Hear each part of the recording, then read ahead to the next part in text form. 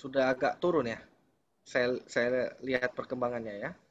Ya, semoga seterusnya begitu ya, Pak. Ya, amin.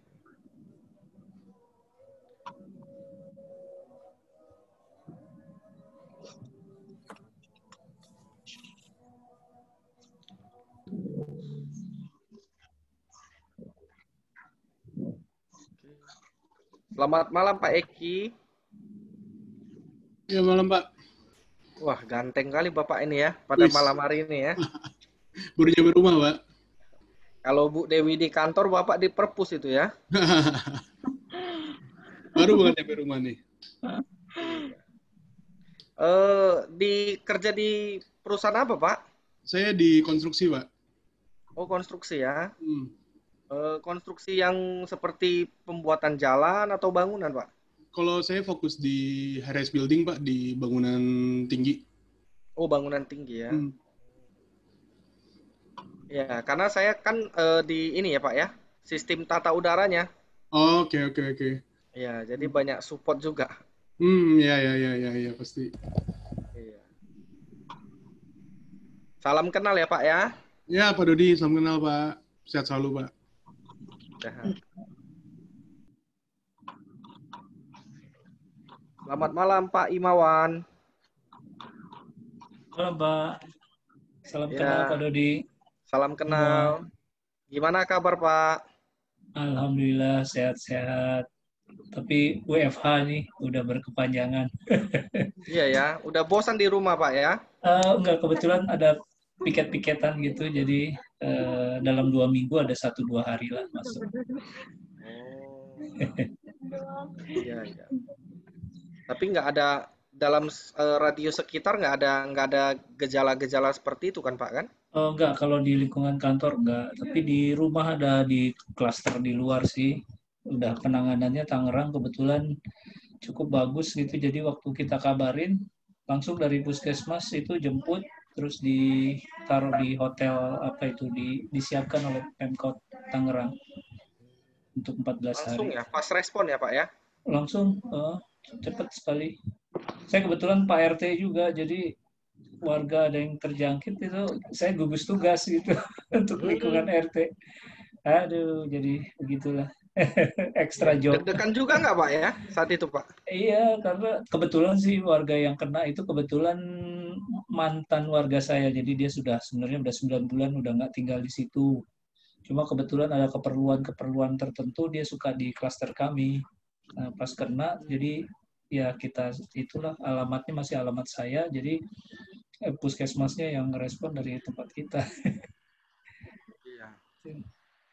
Mudah-mudahan teman-teman nggak ada yang ini ya daerahnya, baik kantor maupun perumahannya. Insya Allah.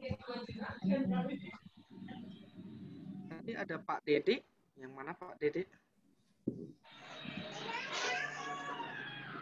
Oh, Pak Dede Toyib. Malam Pak Dede Toyib. Nah, ini dia.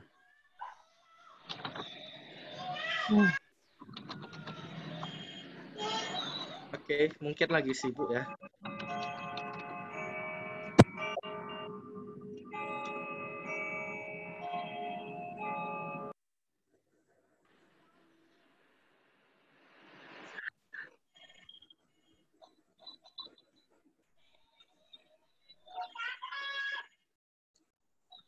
Selamat malam, Ibu Putu. Selamat malam. Gimana kabar, Bu? Baik, Bapak di sana gimana? Sehat tentunya? Sehat, sehat, sehat, Bu. Kerjaan lancar, Bu? Lancar.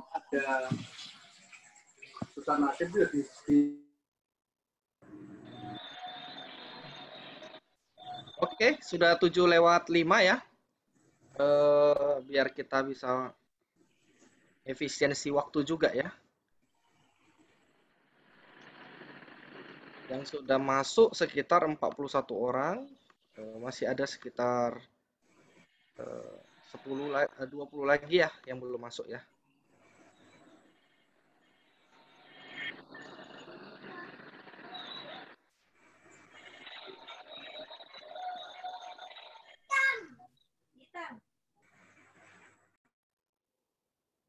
Bentar ya.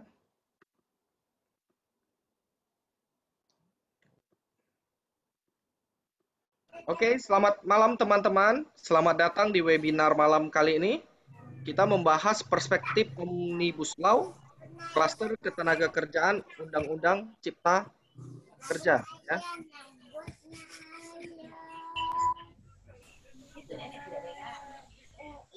Bentar ya.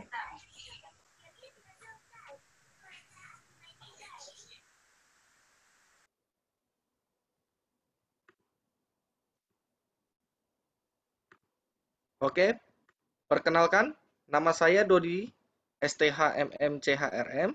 Ya, sebagai moderator kita pada malam hari ini, saya mengajak kita semua untuk saling aktif dalam webinar kali ini. Dan kita kedatangan tamu yang sangat spesial, Bapak Taufik Hidayat, SHCLA, seorang yang berpengalaman lebih dari 20 tahun sebagai Manager in Personnel, GA, Legal Compliance, dan Government Relation. Saat ini, Bapak Taufik sebagai Managing Partner di THS Law and Consultant, dan juga aktif di bidang advokasi dan konsultan hubungan industrial. Topik pada malam hari ini adalah topik yang paling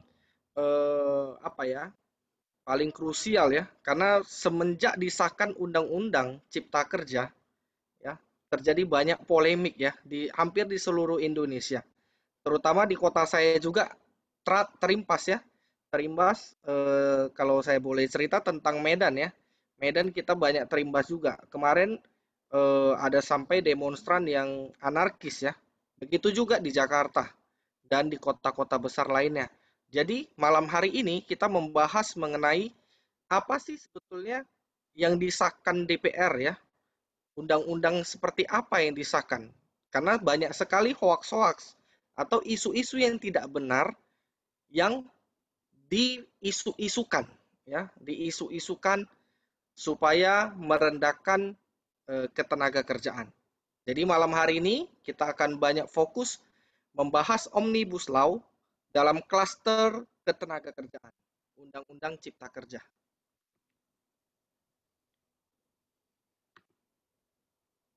Saya sangat semangat pada kesempatan webinar malam ini karena pembicara yang begitu handal, otomatis kita akan mendapat banyak asupan ilmu, informasi, maupun kebenaran tentang isu-isu yang sudah beredar.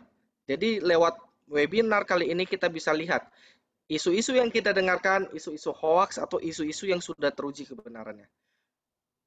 Untuk mempersingkat waktu, selanjutnya waktu dan tempat saya berikan kepada Bapak Taufik Hidayat, SHCLA. Silakan Pak. Ya, terima kasih Pak Dodi. Selamat malam semuanya. Suara saya terdengar jelas, cukup jelas ya Pak ya? Jelas, Iya, Pak. Selamat malam, Pak. Ya. Sangat jelas, Pak. Oke, nanti pas saat mulai mohon untuk audionya di unmute supaya kita presentasinya lancar. Ya, seperti tadi disampaikan Pak Dodit bahwa Undang-Undang Cipta Kerja atau Omnibus Law menjadi isu yang bukan sekedar hangat, malah panas gitu ya. Karena di situ campur aduk antara betul-betul merupakan apa yang tercantum di dalam Omnibus Law maupun ditumpangi oleh kepentingan-kepentingan politik, termasuk gerakan buruh. Dan akhir-akhir ini saya selaku kantor hukum banyak sekali pertanyaan tentang Undang-Undang Ketenagakerjaan versus Omnibus Law. Jadi banyak juga yang menanyakan bagaimana nasib Undang-Undang Ketenagakerjaan, apakah tidak berlaku lagi dan segala macamnya. Ini menunjukkan bahwa masyarakat sebagian besar itu masih salah paham, baik terhadap eksistensi Omnibus Law maupun di dalam klaster ketenagakerjaan. Kali ini saya ingin mencoba menyampaikan pemahaman saya dan nanti akan lebih intens di dalam diskusi tentang masalah Omnibus Law klaster ketenagakerjaan. Dan poin-poin yang akan saya sampaikan adalah: satu, hal-hal baru dalam Undang-Undang Cipta Kerja, klaster ketenagakerjaan. Kemudian yang kedua adalah kelonggaran atau stimulus dunia usaha yang tercantum di dalam dunia cipta kerja. Kemudian yang ketiga adalah masalah isu versus fakta. Jadi seperti tadi disampaikan oleh Pak Dodit, memang banyak sekali isu-isu atau hoax yang menyangkut tentang Undang-Undang Cipta Kerja ini. Kemudian yang keempat, critical issue atau hal-hal yang penting di dalam Undang-Undang Cipta Kerja klaster ketenagakerjaan. Kemudian yang kelima adalah antisipasi manajemen atau HRD departemen, apa yang mesti kita lakukan kalau Undang-Undang Cipta Kerja klaster ketenagakerjaan ini akan berlaku. Pertama adalah saya sampaikan balik ke awal Pak untuk yang tujuan dibuatnya Omnibus Law.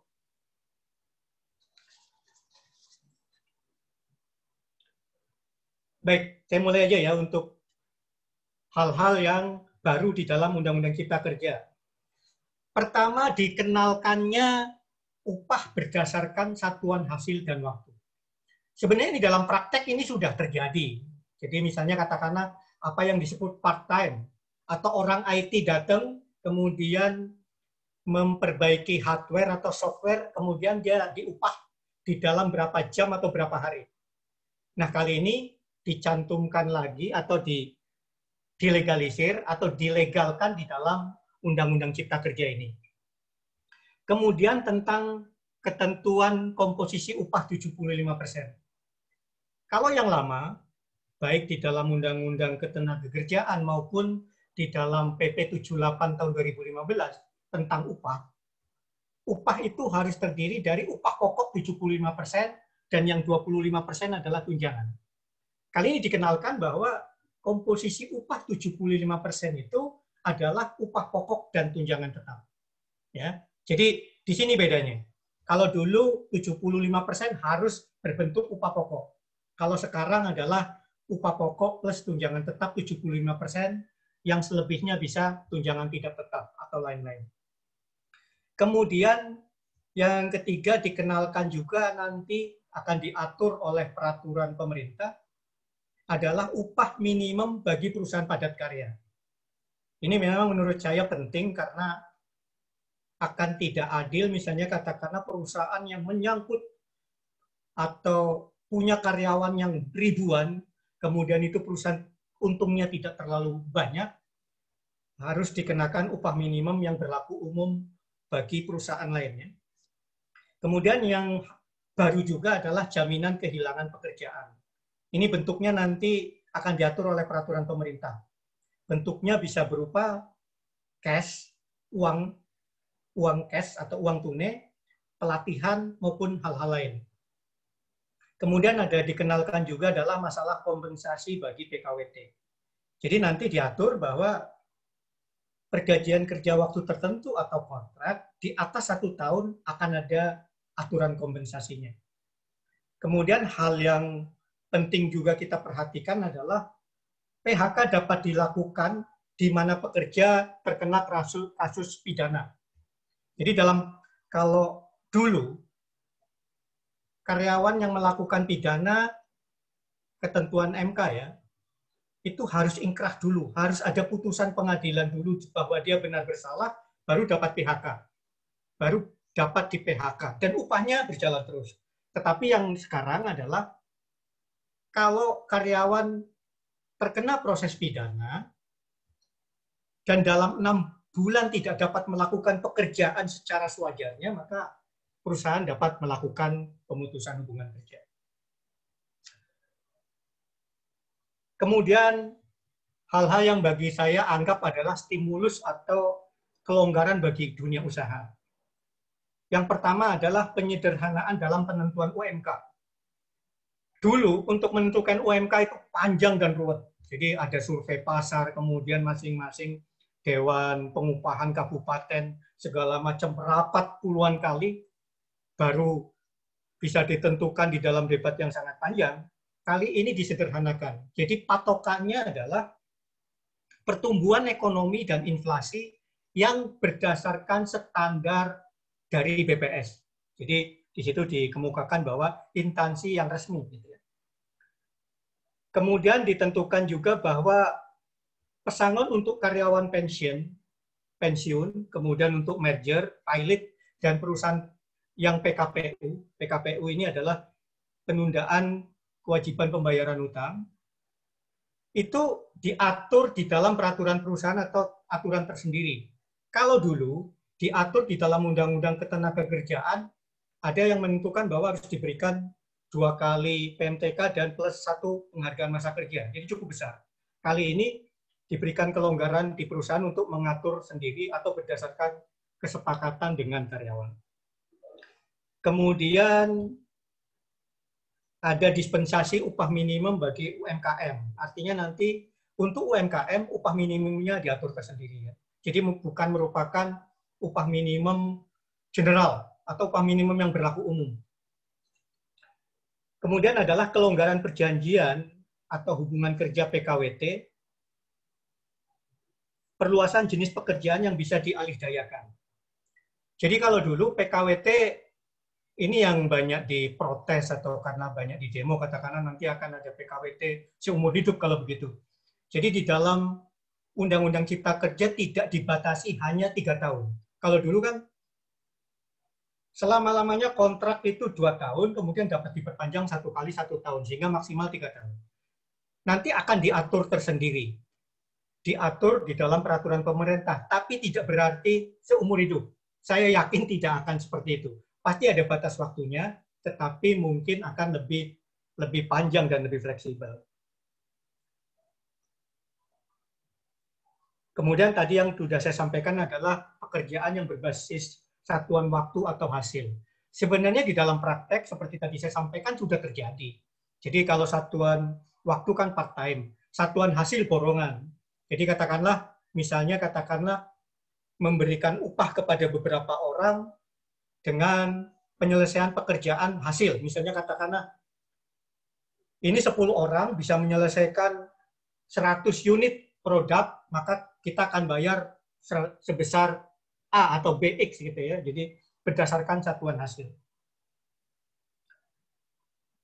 Kemudian adalah tadi seperti saya sampaikan adalah kelonggaran atau keluasan dalam hal perusahaan melakukan merger, akuisisi, atau penutupan perusahaan atau pilot. Jadi nanti akan diatur tersendiri dan bisa jadi juga menunggu pengadilan niaga. Kalau dulu kan sudah ditentukan pesangonnya, ya. Apakah 1 kali PMTK atau 2 kali PMTK.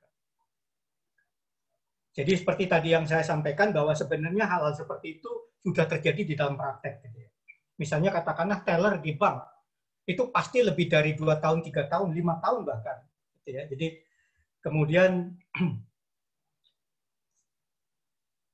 kalau dulu adalah misalnya tentang lembur, dulu maksimal 3 jam atau 14 jam per minggu, sekarang adalah 4 jam dan 18 jam per minggu. Kemudian hal lain yang saya anggap kelonggaran bagi pengusaha adalah sanksi pidana atau denda bagi pengusaha lebih ringan dari dahulu. Katakanlah dulu misalnya ada denda 500 juta, kalau sekarang menjadi 50 juta. Kalau dulu setidak-tidaknya kurungan 1 tahun, sekarang bisa 1 bulan dan segala macamnya. Jadi agak diperingan kalau dalam hal ketentuan pidananya. Kemudian adalah yang penting juga tadi disampaikan Pak Dodit adalah tentang pelurusan isu. Ya.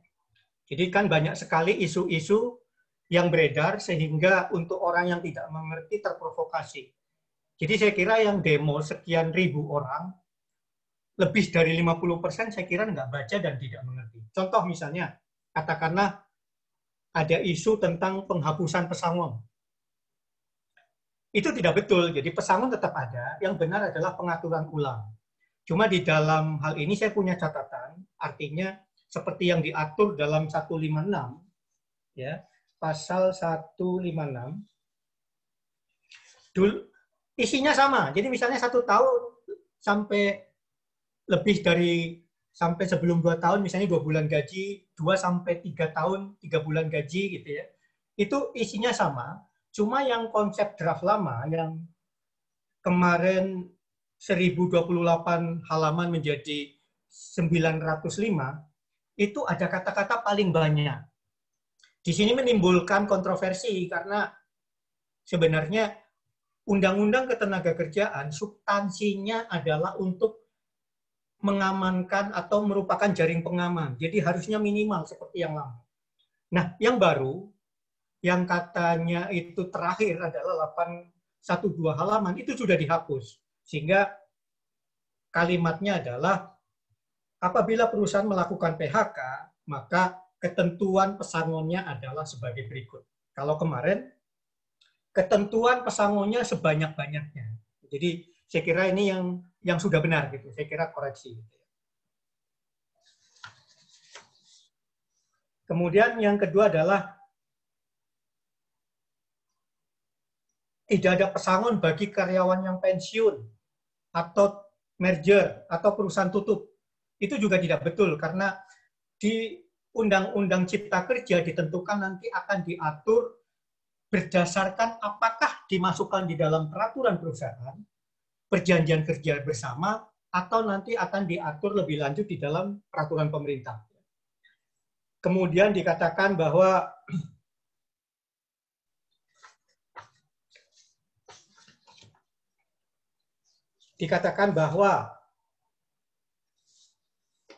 tenaga kerja asing bisa bekerja bebas, itu juga tidak betul. Tetap cuma diatur kembali bahwa aturannya adalah berdasarkan RPTKA, jadi rencana penggunaan kerja tenaga asing. Ya. Jadi tetap basisnya itu, cuma lebih sederhana.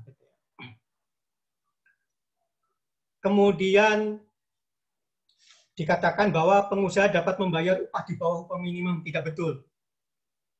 Yang betul adalah tetap dilarang dan mendapat sanksi kecuali untuk UMKM. Kemudian cuti haid, cuti hamil dihapus. Saya sampaikan bahwa bukan dihapus karena tidak diatur, berarti tidak ada perubahan atau artinya yang berlaku tetap peraturan yang lama, gitu ya. Kemudian dikatakan bahwa outsourcing dan PKWT bebas dan seumur hidup, tidak betul karena tetap ada aturannya dan ada ketentuan yang mengikat. Cuma hal-hal tersebut memang akan diatur lebih lanjut di dalam peraturan pemerintah. Apalagi, jadi biasanya, kemudian katanya untuk upah minimum akan dihapus. Tidak dihapus, tetapi disederhanakan. Seperti tadi saya sampaikan, bahwa dasarnya adalah pertumbuhan ekonomi dan inflasi, dan basis datanya adalah BPJS. Ya. Nah, untuk mekanisme upah minimum, saya kira memang yang menjadi masalah adalah juga tentang upah minimum sektoral. Katanya mungkin akan dihapus dan menjadi tidak adil. Jadi di dalam satu channel YouTube maupun di publish di TV, Saudara Iqbal mengatakan bahwa ini tidak adil karena bagaimana mungkin orang yang bekerja di pertambangan dengan orang yang bekerja di tekstil upah minimumnya sama. Saya kira upah minimum sektoral juga belum tentu adil. Contoh, office boy di tekstil dengan office boy di pertambangan, garis pekerjaannya secara umum sama kan? Tetapi akan menjadi tidak adil kalau upah minimum sektoral berlaku karena harus berbeda. Itu contoh yang bahwa tidak menjamin bahwa upah minimum sektoral itu akan menjamin bahwa itu adil. Gitu ya. Kemudian hal-hal yang menurut saya adalah critical issue di dalam Undang-Undang Cipta Kerja Klaster Ketenagakerjaan adalah pertama, pesangon paling sedikit menjadi paling banyak. Ini nih yang saya sampaikan tadi adalah materi lama, tetapi ternyata sudah diperbaiki menjadi itu dihapus ya, menjadi ketentuan. Kemudian pesangon bagi pekerja yang pensiun, merger, pengalihan perusahaan ataupun perusahaan tutup diatur di dalam peraturan perusahaan ataupun akan diatur lebih lanjut oleh peraturan perusahaan. Kemudian adanya kelonggaran penggunaan TKA. Jadi kalau dulu kelonggaran penggunaan TKA di sini dikatakan adalah perusahaan untuk perusahaan startup, kemudian teknisi emergensi, penelitian dan kunjungan bisnis, ini tidak harus berdasarkan RPTKA. Jadi saya kasih gambaran gini, kalau dulu orang yang menggunakan tenaga kerja asing yang menggunakan kunjungan bisnis oleh imigrasi dan oleh dinas tenaga kerja dibatasi hanya untuk rapat. Jadi pada saat mereka melakukan sidak, ternyata tenaga kerja tersebut ada di pabrik, itu katanya melanggar. Nah ini untuk sekarang diperbaiki ya, jadi tidak, ini sangat kaku gitu kan. Jadi kalau kemudian hal yang dulu menjadi masalah adalah pada saat ada mesin atau katakanlah mesin produksi yang rusak. Nanti pada saat kita memanggil tenaga kerja asing untuk memperbaiki, itu prosedurnya harus ada izin kerja. Nah untuk yang sekarang, mereka tidak memerlukan itu, dia bisa menggunakan visa kunjungan bisnis tadi. Ya. Jadi teknisi emergency untuk memperbaiki mesin yang rusak dan darurat itu tidak harus berdasarkan RPTKA atau izin kerja khusus. Kemudian yang menurut saya penting adalah proses mekanisme di dalam penentuan upah minimum dan penghapusan atau tidak diaturnya upah minimum sektoral. Ini karena memang di dalam penentuan upah, seperti tadi saya sampaikan, upah minimum, yang dulu prosedurnya adalah sangat panjang dan berbelit, dan akan menjadi sering dipolitisir. Saya ingat betul, dulu di Bekasi, tahun 2012, gara-gara buruh menuntut upah minimum yang lebih besar, mereka menutup jalan tol. Waktu itu saya ingat menterinya Muhaimin harus turun gitu ya. Bayangkan gitu kalau itu terjadi lagi. Sehingga sekarang disederhanakan, mekanismenya adalah udah ada rumusnya. Ini sebenarnya sudah diatur di dalam PP 78 tahun 2015. Kali ini dikuatkan, dimasukkan di dalam Undang-Undang Cipta Kerja. Kemudian bagaimana kalau kita sebagai bagian dari manajemen atau hal-hal yang dilakukan oleh manajemen atau praktisi AR di dalam menyikapi kalau seandainya Undang-Undang Cipta Kerja klaster ketenagakerjaan ini berlaku. Pertama adalah kita harus meningkatkan komunikasi atau hubungan industrial dengan pekerja atau serikat pekerja. Ini saatnya, walaupun ini mungkin masih WFH ya, artinya di dalam dari bekerja dari rumah, tapi mulai harus melakukan komunikasi secara baik. Jangan sampai pekerja kita terprovokasi atau tidak memahami konteks yang sebenarnya. Jadi dari sekarang HR maupun manajemen harus melakukan peningkatan atau perbaikan komunikasi dengan pekerja atau serikat pekerja. Kemudian yang kedua adalah penguatan tim HR atau legal untuk antisipasi timbulnya perselisihan hubungan industrial. Jadi kita harus paham betul gitu ya. Mana-mana yang berubah, mana-mana yang harus diantisipasi, mana-mana yang harus disiapkan aturan-aturannya. Yang ketiga adalah peningkatan kemampuan pemahaman HR dalam peraturan ketenagakerjaan baik teori maupun aplikasinya. Ini penting gitu ya. Jadi diharapkan manajemen maupun HR manager paham betul peraturan ketenagakerjaan di dalam konteks maupun aplikasi maupun di dalam praktek lapangan ya supaya tidak timbul masalah. Kemudian adalah memerlukan dari sekarang disiapkan training pelatihan baik ke pekerja, ke para supervisor, foreman untuk lebih memahami undang-undang ketenagakerjaan dan aturan-aturan peraturan pemerintah nantinya. Kemudian yang penting juga adalah penguatan dan efektivitas fungsi bipartit ataupun tim perunding perusahaan. Jadi biasanya kalau ada serikat pekerja atau ada bipartit itu ada wakil perusahaan dan ada wakil pekerja.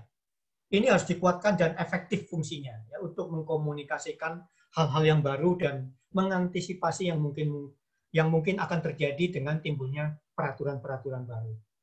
Kemudian perlu penyusunan peraturan perusahaan atau PKB, perjanjian kerja bersama, yang rinci, jelas, dan komprehensif. Karena nanti kan ada banyak hal-hal yang diserahkan kepada perusahaan untuk mengaturnya.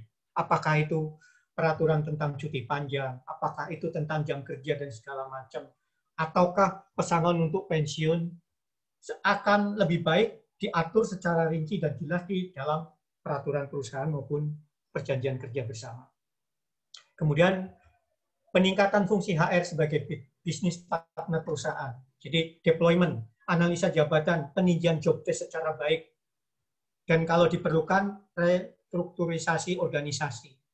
Karena dengan adanya outsourcing yang lebih luas, lebih fleksibel, kemudian PKWT yang lebih fleksibel, HR harus bisa memetakan mana-mana yang merupakan bisnis inti dan menguntungkan, lebih efektif dikerjakan sendiri, dan mana-mana yang bisa dilakukan outsourcing atau dengan tenaga kerja kontrak. Saya kira itu sebagai pendahuluan, nanti kita akan lebih intens di dalam diskusi. Saya kira begitu Pak Dodi, silakan Pak Dodi.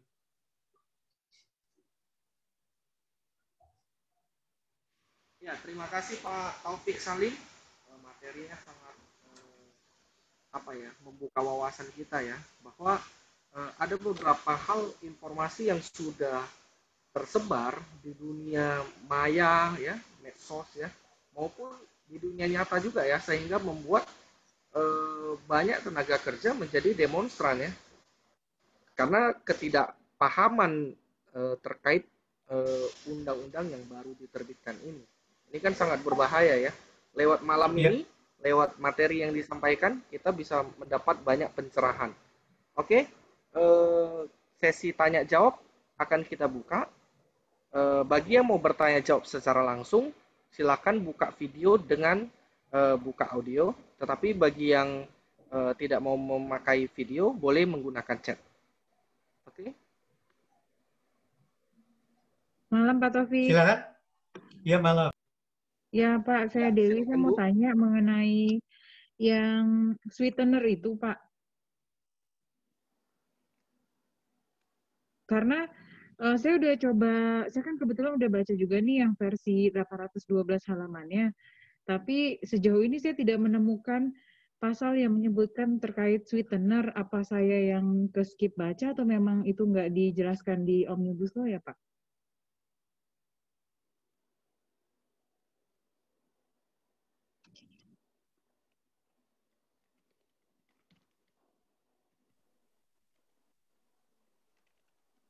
Bu Dewi, maksudnya untuk sweetener apa ya? Pemahaman Bu Dewi? Yang kalau nggak salah kan yang pemerintah sempat janjikan bahwa akan ada bonus itu loh Pak. Di luar yang jaminan kehilangan pekerjaan, di luar itu kan ada lagi yang disebut sweetener, bonus untuk masa kerja tertentu sebagai pengganti karena jumlah angka pesangon sudah dikurangi, maka pemerintah memberikan dalam bentuk lain, yaitu yang mereka sebut sweetener itu loh Pak. Baik. Itu sebenarnya memang tidak ada aturan khusus sweetener. Itu merupakan komunikasi pemerintah untuk menjelaskan ke publik bahwa sebenarnya di antara yang disebar di dalam hoax itu seolah-olah Undang-Undang Cipta Kerja ini sangat pahit, itu sebenarnya ada yang manis, itu yang ingin disampaikan oleh pemerintah pesannya. Jadi memang misalnya diatur tentang jaminan atau kompensasi untuk PKWT. Ada juga memang untuk pekerja di dalam masa kerja tertentu diberikan bonus. Saya tidak detail di pasalnya, tidak hafal, tapi memang saya pernah baca saya baca terakhir yang versi 905 halaman ada. Nah ini memang simpang siur karena memang masih banyak perbaikan yang katanya typo, tapi saya kira redaksi pun juga ada yang berubah. Jadi memang itu merupakan bahasa pemerintah untuk memberi pesan kepada publik bahwa sebenarnya ada hal-hal yang positif loh, itu ya. Jadi itu yang mungkin menurut pemahaman saya seperti itu, Mbak Dewi.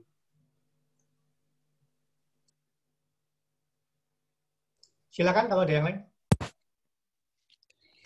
Pak Taufik, boleh sedikit nambahin, Pak? Oke. Mungkin tadi yang dimaksud sama Bu Dewi ya tadi yang nanya ya. Itu kan masalah sweetener, saya juga sempat nyari itu. Jadi di berita bulan Februari, pemerintah bilang untuk karyawan yang bekerja lebih dari 12 tahun, perusahaan wajib memberikan bonus sebanyak 5 kali. Jadi pernah ada statement seperti itu dari pemerintah di berita-berita bulan Februari. Cuma Bu Dewi, sampai dengan yang terakhir ya, 900 halaman, saya coba baca semua, itu disebut di salah satu berita, saya lupa beritanya apa, itu disebutnya di pasal 72. Nah, saya coba cek pasal 72 bagian ketenagakerjaan itu sama sekali nggak disebutin. Dan saya sempat nanya juga ke beberapa grup HR yang lain, beberapa grup HR lain bilang, ada yang bilang itu dihapus, ada yang bilang itu hoax, dan saya sih karena tidak dicantum dan dari berita itu nyebutin pasalnya, saat saya sebut pasal, nggak ada. Saya coba cari semuanya, emang nggak ada, Bu Dewi. Jadi memang mungkin ada perubahan, Bu. Mungkin bukan hoax atau gimana, mungkin ada perubahan, karena itu kan kita ada perubahan revisi berapa kali tuh ya, Undang-Undang Cipta Kerja, dari Februari sampai Oktober ini. Itu sih, Bu, tambahannya aja. Soalnya saya juga sempat nyari sih, Bu. Oh iya, baik. Thank you ya infonya. Iya. Ya, ada yang lain? Ya, ada lagi dari peserta? Pak Taufik boleh. Pak Taufik. Iya, silakan. Siapa dulu nih? Saya. Ya, oke. Saya Irwan. Oke. Saya sebentar. Selamat malam, Pak Taufik. Terima kasih untuk penjelasannya. Mudah-mudahan suara saya cukup terdengar ya. Mau nanya gini aja, Pak Taufik. Saya udah ikut webinar penjelasan terkait dengan Undang-Undang Cipta Kerja ini hampir 4-5 kali gitu ya. Baik yang dijelaskan oleh Menteri sendiri gitu ya, ataupun juga penjelasan yang dilakukan oleh asosiasi. Kebetulan saya salah seorang wakil ketua Apindo, gitu ya. Jadi saya udah beberapa kali juga ikut. Hanya memang untuk bertanya agak susah karena momennya selalu ribuan yang ikut. Ingin menanya pendapat dari Pak Taufik ini terkait dengan undang-undang ini sendiri. Pada saat penjelasan di Jakarta kemarin, sebenarnya dari Profesor Willy, siapa lupa namanya, menjelaskan bahwa Undang-Undang Cipta Kerja ini berlaku untuk pekerja yang setelah diundangkan, ya. Artinya bahwa tidak berlaku bagi yang sudah bekerja sebelumnya, gitu. Dia terikat dengan peraturan yang sebelumnya. Jadi Undang-Undang Cipta Kerja ini berlaku untuk pekerja yang setelah diundangkan, ya. Itu satu. Apakah itu benar seperti itu? Karena jujur saja kalau saya pelajari dari peraturan perundangan ketenagakerjaan yang 13/2003 sendiri, itu untuk pasal-pasal terkait perjanjian kerja, peraturan perusahaan dan PKB itu tidak ada satupun yang dirubah. Artinya apa? Artinya bahwa kalau kita ingin melakukan perubahan, PP dan PKB kita yang ada sekarang katakanlah disesuaikan dan mungkin ada perubahan penurunan segala macam terkait dengan Undang-Undang Cipta Kerja, itu tetap saja harus atas kesepakatan dengan pekerja ataupun serikat pekerja, dan itu tentunya akan sangat sulit, gitu ya. Nah, kira-kira itu sudah jelas, Pak. Saya ingat sekali itu mulai dari pasal 111, 12, 125, 27, 129, nanti bisa dicek semua. Pasal-pasal itu adalah pasal-pasal yang terkait perjanjian kerja, peraturan perusahaan, dan PKB yang tidak disentuh perubahannya, di mana semuanya itu mensyaratkan kalau mau melakukan perubahan, maka harus atas dasar kesepakatan. Dan apabila dia lebih rendah dari peraturan yang sebelumnya, maka itu dianggap bertentangan dengan hukum. Itu yang saya pahami. Terima kasih mungkin untuk tanggapannya. Terima kasih Pak Taufik. Ya, ini dengan Pak Manap tadi ya, Pak Irwan Manap ya. Betul Pak. Ya, jadi memang gini, semua undang-undang menganut asas tidak boleh berlaku surut. Artinya, itu berlaku setelah undang-undang diberlakukan. Baru berlaku. Tetapi apakah berlaku untuk pekerja baru atau pekerja lama? Tergantung. Ya. Kalau misalnya katakanlah kita pekerja lama, sekarang masih bekerja. Begitu kita pensiun, kita turut atau tunduk pada peraturan yang baru. Jadi seperti itu. Dan soal aturan PKWT, setelah saya pelajari dari 3 versi, tadinya memang agak ada perubahan, Pak. Jadi tentang ketentuan jenis pekerjaan, tidak boleh pekerjaan tertentu tadinya tidak diatur. Tetapi yang versi terakhir, sepertinya pemerintah menyadari bahwa ini berisiko, itu hampir tidak ada berubah kecuali tentang tidak diaturnya maksimal 2 tahun dan perpanjangan 1 kali 1 tahun. Jadi memang ini kayaknya akan diatur lebih fleksibel, mungkin 5 tahun ataukah berapa tahun saya nggak tahu. Tapi di situ intinya yang akan dirubah. Gitu.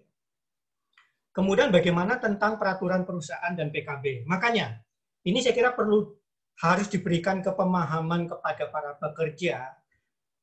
Dengan berlakunya Undang-Undang Cipta Kerja tidak berarti seluruh aturan di perusahaan berubah. Gitu. Contoh, misalnya katakanlah kalau di peraturan perusahaan atau perjanjian kerja bersama telah diatur bahwa orang yang punya hajat menghitankan anak 2 hari, ya yang berlaku PP atau PKB tersebut gitu. Apapun diatur di dalam, kecuali dilarang oleh Undang-Undang Cipta Kerja itu masih berlaku. Apakah itu bonus, apakah itu pesangon, apakah kalau itu pensiun sudah masuk di dalam materi peraturan perusahaan atau PKB, itu tetap berlaku. Kecuali nanti pada saat ada perundingan baru atau perubahan baru. Itu tetap harus persetujuan serikat pekerja kalau itu sifatnya PKB. Kalau peraturan perusahaan juga dibuat oleh perusahaan, betul, tetapi tetap harus ada mengetahui dari para pekerja atau wakil pekerja. Jadi apa yang disampaikan Pak Irwansyah tadi secara garis besar betul. Jadi tidak serta-merta bahwa dengan adanya Undang-Undang Cipta Kerja itu semua pabrik, semua perusahaan aturannya berubah, tidak. Cuma memang ada beberapa hal yang tidak diatur di dalam peraturan perusahaan atau PKB, otomatis akan tunduk kepada Undang-Undang Cipta Kerja ini. Misalnya pensiun, tidak diatur di dalam peraturan perusahaan atau PKB. Nanti akan tunduk pada Undang-Undang Cipta Kerja, kecuali ada kesepakatan baru yang lebih baik dari Undang-Undang Cipta Kerja, ya bisa jadi gitu ya. Jadi prinsipnya tetap berlaku prinsip Undang-Undang Ketenagakerjaan yang lama gitu. Jadi apa yang di Undang-Undang Ketenagakerjaan adalah pada prinsipnya batas minimal. Kalau lebih baik tetap akan diizinkan perusahaan tersebut. Saya kira itu mudah-mudahan jelas Pak Irwansyah. Terima kasih. Ya, makasih Pak. Ya, oke, kita akan masuk ke pertanyaan selanjutnya dari Dia Sujono ya, dari Ibu Dia. Pak Taufik, ini ada pertanyaan. Posisi apa saja yang dikecualikan untuk diduduki oleh pekerja asing? Selama ini TKA tidak boleh menduduki posisi HR dan keuangan, atau bisa dibilang posisi yang vital. Apakah ke depannya menjadi diperbolehkan? Seperti itu, Pak. Ya, di dalam peraturan baru tentang TKA, prinsipnya berdasarkan pada rencana penggunaan tenaga kerja asing. Jadi kalau perusahaan akan menggunakan tenaga kerja asing, dia harus menggunakan membuat rencana penggunaan tenaga kerja asing. Di situ berapa pekerja yang dibutuhkan, spesifikasinya apa, kenapa itu diperlukan oleh perusahaan, urean pekerjaannya apa, pendampingnya siapa. Nah, setelah itu diizinkan, maka tinggal diisi. Jadi diisi. Selama diizinkan di dalam RPTKA oleh instansi yang terkait, biasanya kalau perusahaan PMA itu harus ke BKPM dan ke Kementerian Tenaga Kerja, ya berarti boleh. Tetapi untuk personalia atau HRD masih tetap dilarang. Tapi di luar itu sangat tergantung pada RPTKA. Ini yang mungkin dianggap sebagai merupakan kok ada sentralisasi lagi gitu ya. Kalau dulu kan ada daerah boleh mengatur, kemudian masing-masing dinas boleh mengatur ya, mana yang boleh, mana yang enggak. Karena kalau dulu RPTKA ada turunannya nanti IMTA, izin mengerjakan tenaga kerja asing, kemudian ada izin tinggal. Itu dinas boleh ikut mengawasi. Kalau sekarang basicnya adalah RPTKA, rencana penggunaan tenaga kerja asing. Ya. Dan di situ tidak sederhana kalau dari format perizinannya. Harus lengkap, kemudian tenaga kerja apa yang dibutuhkan, kenapa. Dan pengalaman saya untuk perusahaan-perusahaan tertentu yang jumlah tenaga kerjanya asing dilihat cukup banyak, kita harus presentasi langsung di depan tim dari tim imigrasi atau tim terpadu. Tetapi dengan catatan bahwa untuk personalia masih tetap dilarang. Itu ada diatur di dalam Undang-Undang Cipta Kerja. Masih diatur. Saya kira itu. Terima kasih. Oke, kita buka untuk peserta lainnya. Pak, mau bertanya. Ya, Pak Hartono. Iya, Pak, terkait peraturan untuk tenaga kerja harian atau daily worker. Kalau yang UUK yang lama kan maksimal 21 hari. Kalau Omnibus Law ini apakah mengatur tentang itu juga, Pak? Apakah ada perubahan apa gimana? Kedua, apakah Omnibus Law ini akan berlaku pada saat disahkan oleh Presiden atau masuk dalam lembaran kerja negara, ataukah sama dengan pertanyaan teman-teman yang ada di chat? Jadi ini berlaku dan UUK juga masih berlaku atau gimana, Pak? Ya, makasih Pak Hartono. Jadi kalau untuk harian memang dulu diatur ketat ya, maksimal 21 hari. Nah nanti, kalau menurut pandangan saya akan lebih fleksibel. Karena tadi, seperti yang saya sampaikan bahwa stimulus terhadap dunia usaha, itu pekerjaan juga bisa diatur berdasarkan satuan hasil, satuan waktu, maupun tadi harian. Jadi saya kira akan lebih fleksibel. Kemudian kapan Undang-Undang Cipta Kerja ini berlaku? Pertama, setelah ditandatangani oleh Presiden dan dimasukkan di dalam lembaran berita negara. Jadi ditandatangani kemudian dimasukkan di dalam berita negara, dengan ini sah pada saat sesuai dengan tanggal ditandatanganinya peraturan ini. Biasanya bunyinya seperti itu. Atau kalau Presiden tidak tanda tangan adalah 30 hari sejak disahkan. Kalau tidak salah kemarin disahkan tanggal 5 Oktober. Jadi kalau Presiden tidak tanda tangan dan tidak merespon apa-apa, otomatis nanti 5 November otomatis berlaku dan otomatis akan dimasukkan di dalam berita negara. Singkatnya seperti itu Pak Hartono. Makasih. Baik, Pak. Pak, untuk PHI, apakah PHI masih tetap sama, Pak, prosedurnya? Ini dengan Pak siapa ya? Masih Hartono, Pak. Oh, Pak Hartono. Ya, PHI masih sama, Pak, karena di situ tidak ditentukan dihapus atau dirubah. Jadi tetap merunut pada Undang-Undang Nomor 2 tahun 2004.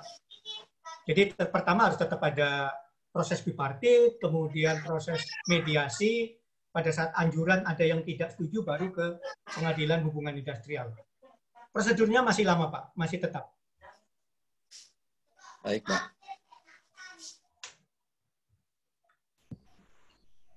Pak Taufik, izin bertanya, Pak. Iya. Oke, Pak. Yang banyak saya baca kan, jadinya kan perusahaan banyak terlibat untuk pengaturan peraturan, Pak ya. Terus yang kedua juga yang banyak saya baca itu, jadinya ada poin-poin yang di situ bahasanya gini, diatur dalam peraturan pemerintah. Yang saya baru temui, itu cara penghitungan upah yang tadinya ada dasar satuan waktu dan hasil itu kan ada di Undang-Undang tahun 2015 Pak ya. Di PP ya kalau nggak salah. PP 78 2015. 2015 itu udah dibahas semua. Jadi nggak ada yang berubah. Nah, ini yang mau saya tanyakan dua hal, Pak. Yang pertama itu terkait perhitungan pesangon sama hak uang pisah, Pak ya. Kan jelas ya di pasal 156 dan sebagainya itu banyak yang dihapus. Jadi kayak kalau kena SP dihapus dan lain-lain dihapus gitu. Pemahaman saya gini, ini dihapus berarti cara hitungnya yang dihapus atau kalau misalnya mereka kena SP dia nggak berhak jadi uang pesangon. Kalau pemahaman saya mereka tetap dapat tapi hitungannya jadi nggak ada 2 PMTK gitu. Saya agak kurang nyimak tadi di awal ya yang tadi Bapak sampaikan. Itu yang pertama. Terus yang poin kedua, sebentar Pak, saya sambil baca. Oke, masalah jaminan kehilangan pekerjaan. Ini kan bahasanya juga di pasal 46A ya. Pasal 46A ayat ketiga itu ketentuan lebih lanjut mengenai tata cara penyelenggaraan jaminan kehilangan pekerjaan diatur dalam peraturan pemerintah. Bisa kasih referensi nggak sih Pak?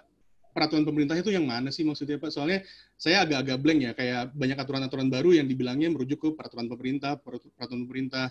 Jangan sampai nanti kita nih, saya sebagai pribadi Pak ya, pas ini disahkan, ini ngomongin aturan pemerintah yang mana nih gitu. Kayak gitu Pak.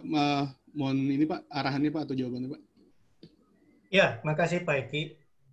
Jadi ciri khas daripada Undang-Undang Cipta Kerja, kenapa oleh beberapa pengamat dalam tanda kutip disebut terlalu liberal. Ini menurut saya karena lebih menyesuaikan dengan common business yang berlaku di bisnis pada umumnya di dunia.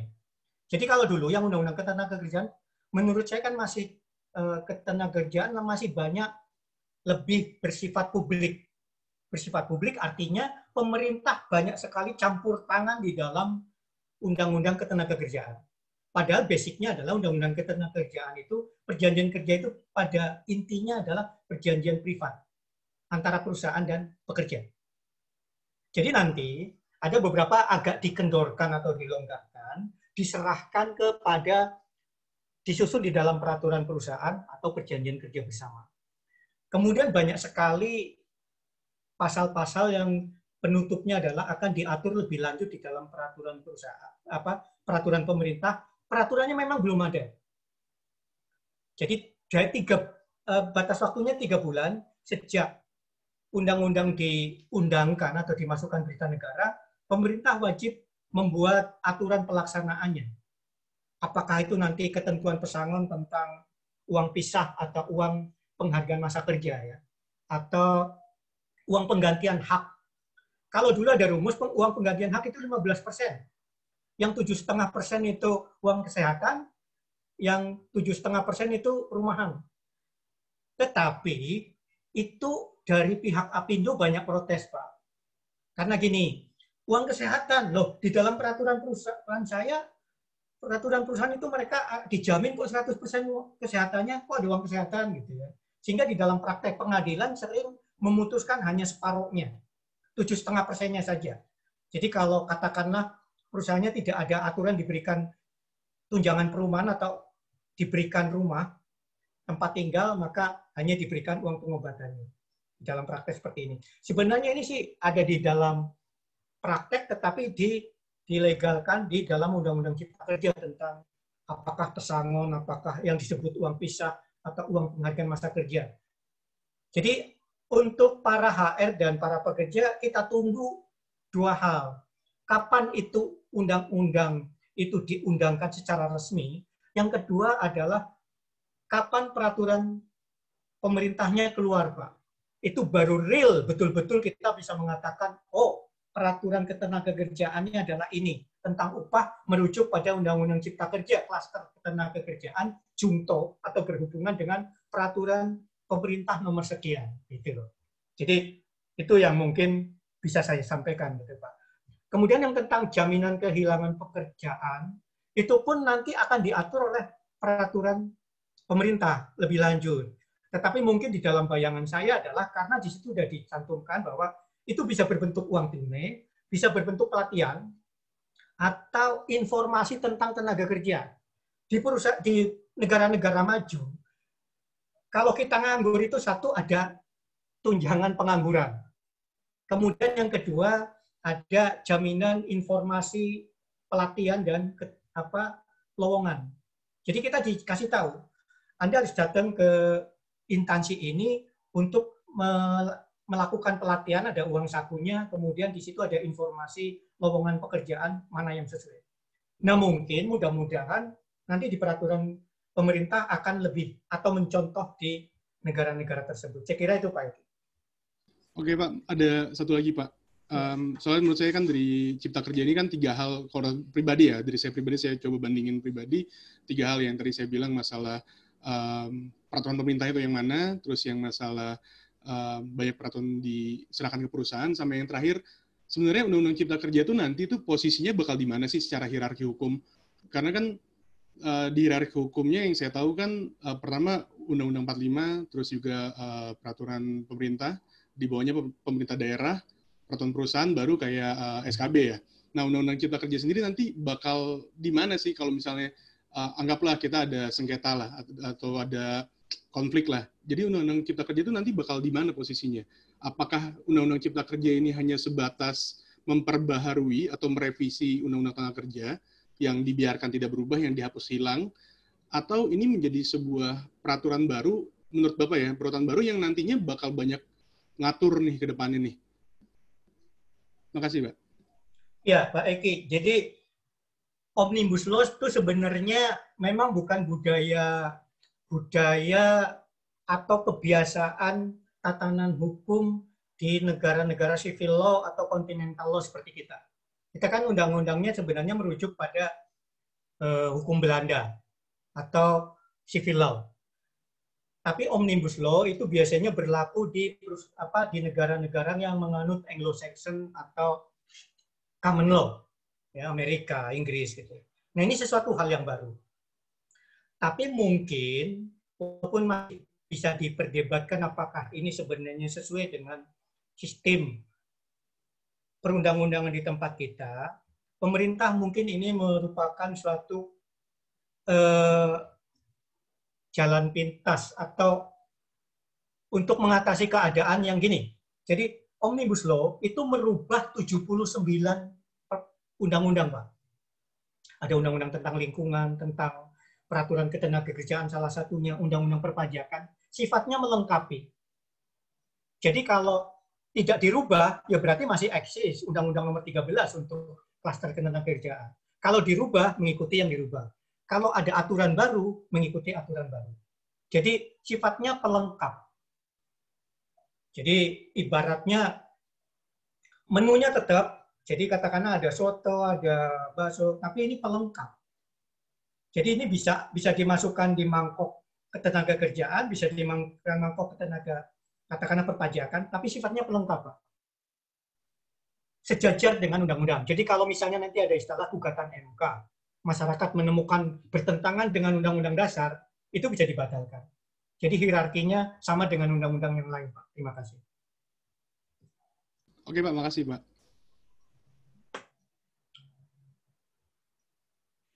Oke, untuk pemberitahuan kembali, untuk para peserta, dimohon mengisi feedback ya. Feedback acara ini dan saran masukan untuk event ke depannya. Terima kasih. Kita lanjutkan untuk peserta berikutnya. Ya, silakan. Selamat malam, Pak Taufik. Iya, Pak Imawan. Pak, kalau dari sisi pengamatan Bapak, baik itu sebagai praktisi maupun sebagai ya hal pemerhati gitu ya, Pak. Dari sekian banyak permasalahan ini terlepas dari masalah-masalah politik ya Pak ya, yang dikait-kaitkan dengan macam-macam. Sebenarnya di titik-titik mana aja sih Pak ketentuan-ketentuan yang sedang diundangkan, termasuk yang masih PP-PP-nya ini belum ada itu di bawah dari ketentuan Undang-Undang 13. Jadi kita bisa fokus kepada hal-hal tersebut saja gitu. Oh, ini Undang-Undang 13 pernah mengatur sedemikian. Nah, rencana yang nantinya baik itu di PP-kan atau dibebaskan kepada perusahaan untuk mengatur, itu ternyata di bawah dari ketentuan tersebut. Nah, itu mohon kalau Bapak pernah mengkaji, itu kira-kira di titik-titik mana aja sih, Pak?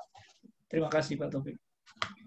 Ya, kalau katakanlah dari kacamata pekerja ya, Pak, kalau dianggap ini pahit atau merugikan, mungkin di ketentuan pesangon. Karena di ketentuan pesangon itu kalau perusahaan itu bangkrut, atau perusahaan itu tutup, atau merger, kalau dulu kan diatur, jadi gini Pak, kalau perusahaan itu misalnya merger ke perusahaan lain, atau bergabung dengan perusahaan lain, ya, lebih tepatnya istilah di ketenagakerjaan itu bergabung, di aturan lama itu diatur rinci. Kalau karyawan itu mau ikut, kemudian perusahaan itu tidak menghendaki karyawan itu untuk gabung, itu akan diberikan 2 kali. Jadi 2 kali pesangon dan 1 kali masa penghargaan masa kerja. Ya. Kemudian kalau karyawannya yang menolak, memang nggak mau bergabung, itu diberikan 1 kali PMTK. Jadi 1 kali pesangon dan 1 kali masa penghargaan. Nah, yang dibarukan tidak diatur. Jadi nanti akan tergantung bagaimana bentuk peraturan pemerintah yang akan dibuat, apakah akan diatur rinci, atau memang terbuka, seperti sekarang akan diserahkan kepada peraturan perusahaan ataupun peraturan perjanjian kerja bersama. Jadi menurut saya yang krusial itu pesangon.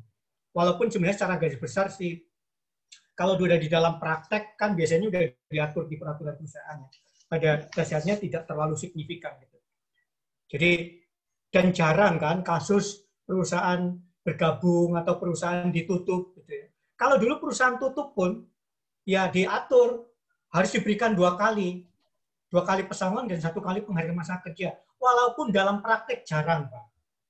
Karena biasanya perusahaan Korea, perusahaan Taiwan lari. Gitu. Biasanya hanya diatur setelah oleh pengadilan niaga ditentukan pilot, dan biasanya juga harta yang ditinggal atau aset yang ditinggal kecil sekali. Jadi ini yang mungkin para pekerja harus paham. Kemudian yang mungkin harus diwaspadai adalah nanti tentang pelaksanaan pengawasan masuknya tenaga kerja asing. Ya, karena hanya berdasarkan RPTKA yang menjadi wewenang pusat.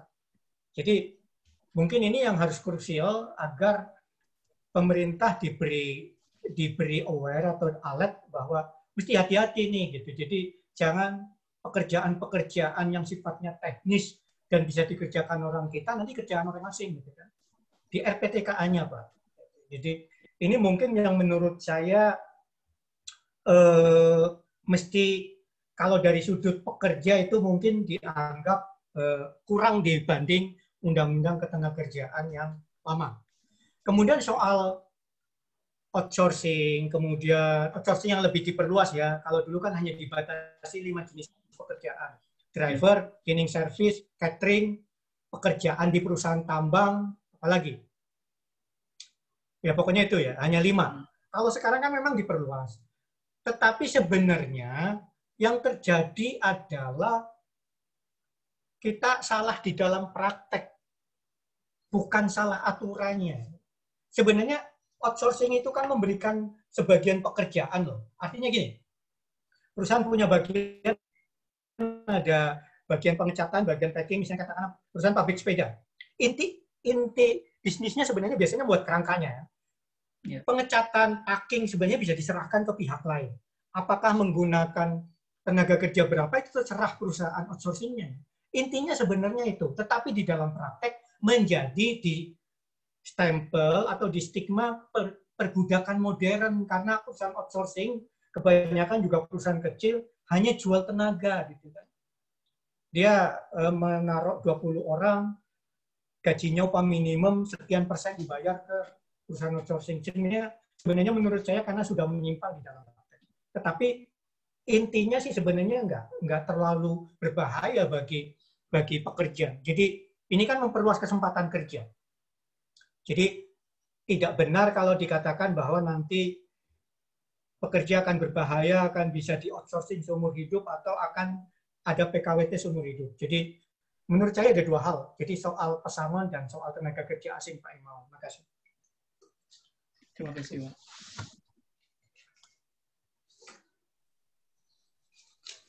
Ya, bagaimana Pak Imawan? Oke ya Pak ya. Terima kasih. Oke, terima kasih. Selanjutnya saya akan bacakan pertanyaan dari Ibu Ani ya, Ani Musyarofa. Mohon penjelasannya Pak terkait jam kerja 6 hari dalam seminggu. Apakah benar aturan yang baru ini, aturan baru ini 5 hari kerja tidak ada lagi? Seperti itu Pak. Ya, terima kasih. Jadi seperti tadi saya sampaikan, kecuali diatur, dirubah, atau ada aturan baru, berarti berubah. Tetapi yang untuk 5 hari tidak berubah, Pak. Tetap karena di situ dibuat aturan bahwa jam kerja itu terdiri dari 7 jam per hari, 40 jam per minggu, 6 hari kerja untuk 6 hari kerja, atau 8 hari per jam per hari, 40 jam per minggu untuk 5 hari kerja.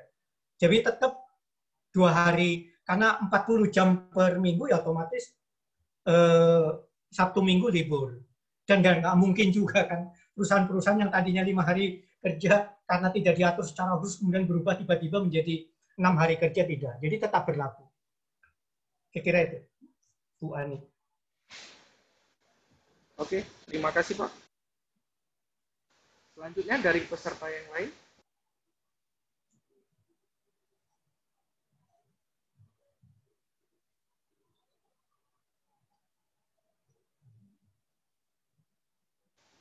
Oke, bila tidak ada lagi satu pertanyaan dari Bapak Setia Rahadi.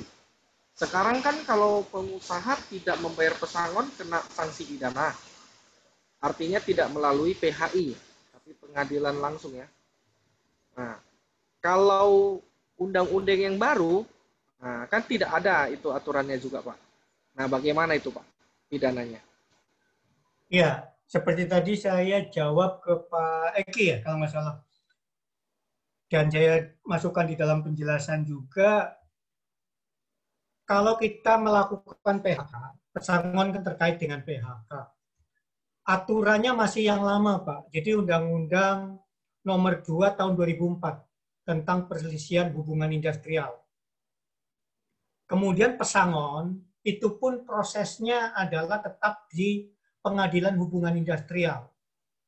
Jadi tidak benar ke polisi. Jadi tidak membayar pesangon itu tidak otomatis menjadi perbuatan pidana, Pak, atau bisa dilaporkan ke polisi. Jadi gini, contoh misalnya katakanlah masuk di proses mediasi atau Dinas Tenaga Kerja. Kemudian di Dinas Tenaga Kerja diberikan anjuran, diberikan 5 bulan pesangon. Ya, kemudian perusahaan tidak membayar. Upaya yang bisa dilakukan pekerja adalah melanjutkan ke proses hubungan industrial. Karena anjurannya tidak dilaksanakan. Jadi dia gugat di Pengadilan Hubungan Industrial. Kemudian misalnya contoh, sudah ada putusan Pengadilan Hubungan Industrial, pesangon 5 bulan. Dia tidak kasasi dan tidak juga membayar. Itu tidak juga bisa dilaporkan ke polisi, jadi bukan pidana. Kita sifatnya unmanning, minta. Kita menyurati ke Pengadilan Hubungan Industrial, menyampaikan bahwa ada putusan pengadilan yang tidak dilaksanakan. Nanti pengadilan membuat fiat eksekusi atau perintah eksekusi. Jadi prosesnya tidak serta-merta menjadi pidana. Pesangon tetap proses PHI, Pak. Saya kira mudah-mudahan di situ jelas, Pak. Oke, terima kasih, Pak. Ayo, teman-teman, bila ada pertanyaan, boleh langsung hidupkan audio. Pak Taufik, sedikit lagi Pak Taufik. Jadi ini sangat akan tergantung sekali dengan PP yang nantinya, peraturan pemerintah yang nantinya akan diterjemahkan gitu ya Pak, baik secara legalitas maupun pemberlakuannya kepada siapa gitu ya. Tadi kan ada Pak Taufik sampaikan bahwa akan diberlakukan kepada orang-orang yang masuk baru, jadi ketentuan ini berlaku bukan untuk orang-orang yang sebelumnya. Nah, sedangkan kegaduhannya udah sedemikian rupa gitu, padahal kita sebenarnya masih menunggu si PP tadi atau peraturannya peraturan teknisnya gitu ya Pak. Betul nggak Pak kesimpulan saya seperti itu Pak? Jadi gini Pak Imawan, jadi Undang-Undang Cipta Kerja ini berlaku nanti setelah dimasukkan dan diundangkan secara resmi dalam Berita Negara itu satu. Setelah undang-undang itu berlaku, ada banyak pasal yang menyampaikan bahwa akan diatur lebih lanjut oleh peraturan pemerintah. Otomatis menunggu itu, Pak, teknisnya. Iya. Sebelum itu ada, tetap 100% mengacu pada undang-undang yang lama. Ya. Apakah berlaku untuk karyawan lama atau karyawan yang baru tergantung, Pak. Tapi intinya kan gini. Jadi Undang-Undang Cipta Kerja itu nanti tergantung peraturan pemerintah yang baru lengkap atau tidak. Misalnya masih nggak lengkap, berarti harus diatur di dalam bagaimana isi peraturan perusahaannya atau perjanjian kerja bersama. Itu Pak. Jadi diatur di situ. Nah untuk membuat aturan baru kan perjanjian kerja peraturan perusahaan kan semua masih berjalan. Pada saat memperbaharui itulah apakah disesuaikan dengan peraturan yang baru atau tetap yang lama tergantung kesepakatan, Pak.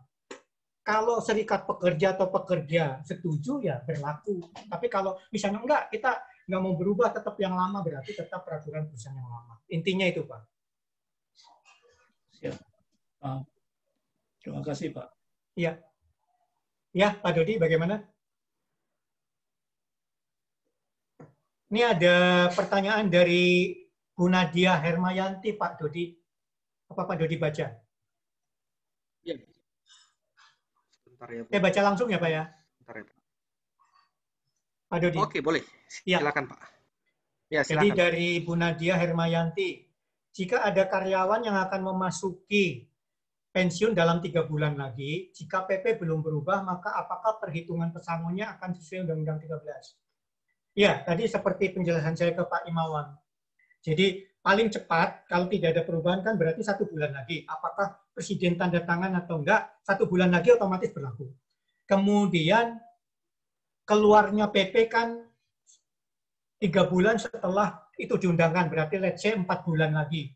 Ya kalau ada 3 bulan lagi karyawan pensiun, kemudian belum ada peraturan pemerintah, otomatis masih mengacu pada Undang-Undang 13 tahun 2003. Begitu Bu Nadia, makasih. Ya, terima kasih Pak. Oke, ada yang lain lagi? Ya, saya bacakan dari pertanyaan Bapak Galuh Hermawan ya.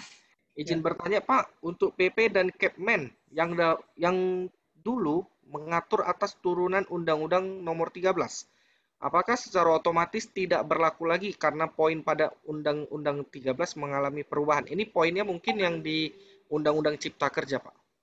Ya, Pak Galuh gini, jadi sifat Undang-Undang Cipta Kerja, seperti tadi saya sampaikan adalah sifatnya melengkapi. Selama itu tidak dinyatakan tegas bahwa peraturan yang lama dihapus, dirubah, atau tidak ada peraturan yang baru, maka semua undang-undang, PP, Kepmen, apapun masih berlaku. Jadi saya ulang lagi ya, sejauh tidak dirubah, tidak dihapus, atau tidak ada ketentuan yang baru mengenai aturan, mengenai ketentuannya, maka segala peraturan yang lama, peraturan perundang-undangan yang lama, baik berupa undang-undang, peraturan pemerintah, atau Kepmen masih berlaku.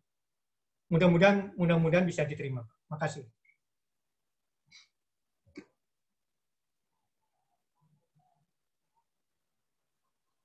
Ada yang lain lagi, Pak?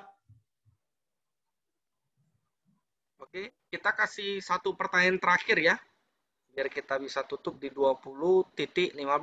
Nanti untuk sesi terakhir kita akan ada sesi foto bersama.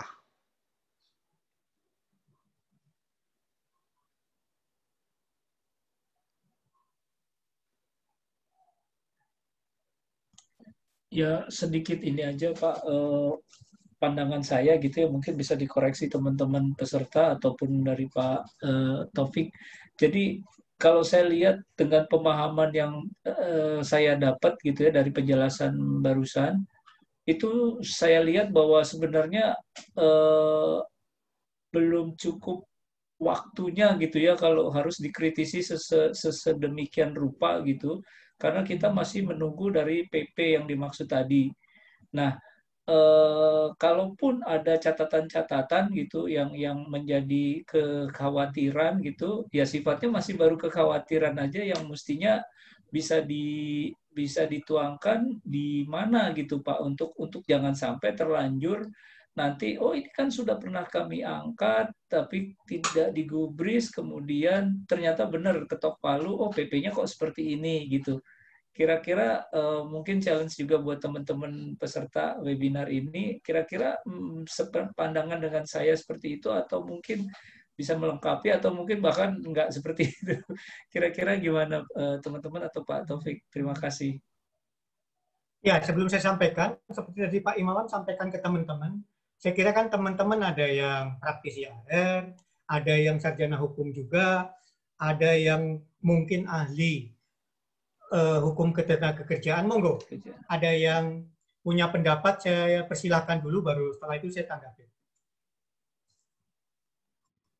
Ada yang mau memberi tanggapan kepada apa yang disampaikan Pak Imawan?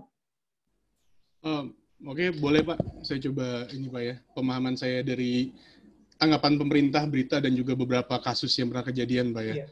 Ini kan poin utama kan gini, sempat disebut juga kalau misalnya ada masalah kita bisa ngajuin gugatan KMK atas pasal itu sendiri. Itu menurut saya cara terbaik Pak ya. Di samping itu juga, kalau benar kata Bapak, kita mau rusuh sekarang, kita mau heboh sekarang juga buat apa? Aturannya belum jelas. Jadi bisa aja, ini bahasa skeptis Pak ya, bisa aja kita ribut, pemerintah pura-pura, oh iya, nggak seperti itu kok finalnya, oh iya, ini seperti ini, kita bisa skeptis ya, ini bahasa skeptis. Nah, cuma buat apa sih kita pusing sekarang, buat apa sih kita meributkan sekarang, kenapa nggak kita tunggu ketok palu atau tunggu nanti kita bisa lakukan ya istilahnya gugatan ke MK lah untuk peninjauan kembali undang-undang yang ada. Itu sih menurut saya yang terbaiknya.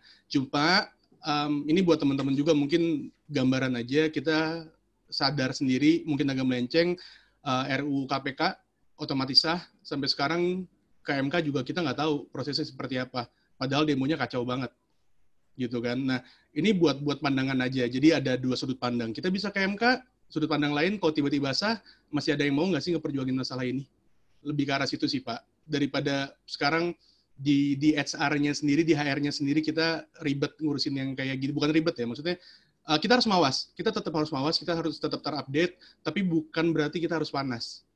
Gitu sih, Pak. Iya. Dan poin utama, tadi, balik lagi, tadi yang dibilang sama Pak Taufik, ini semua, bahasanya saya ya, ini semua tuh prematur.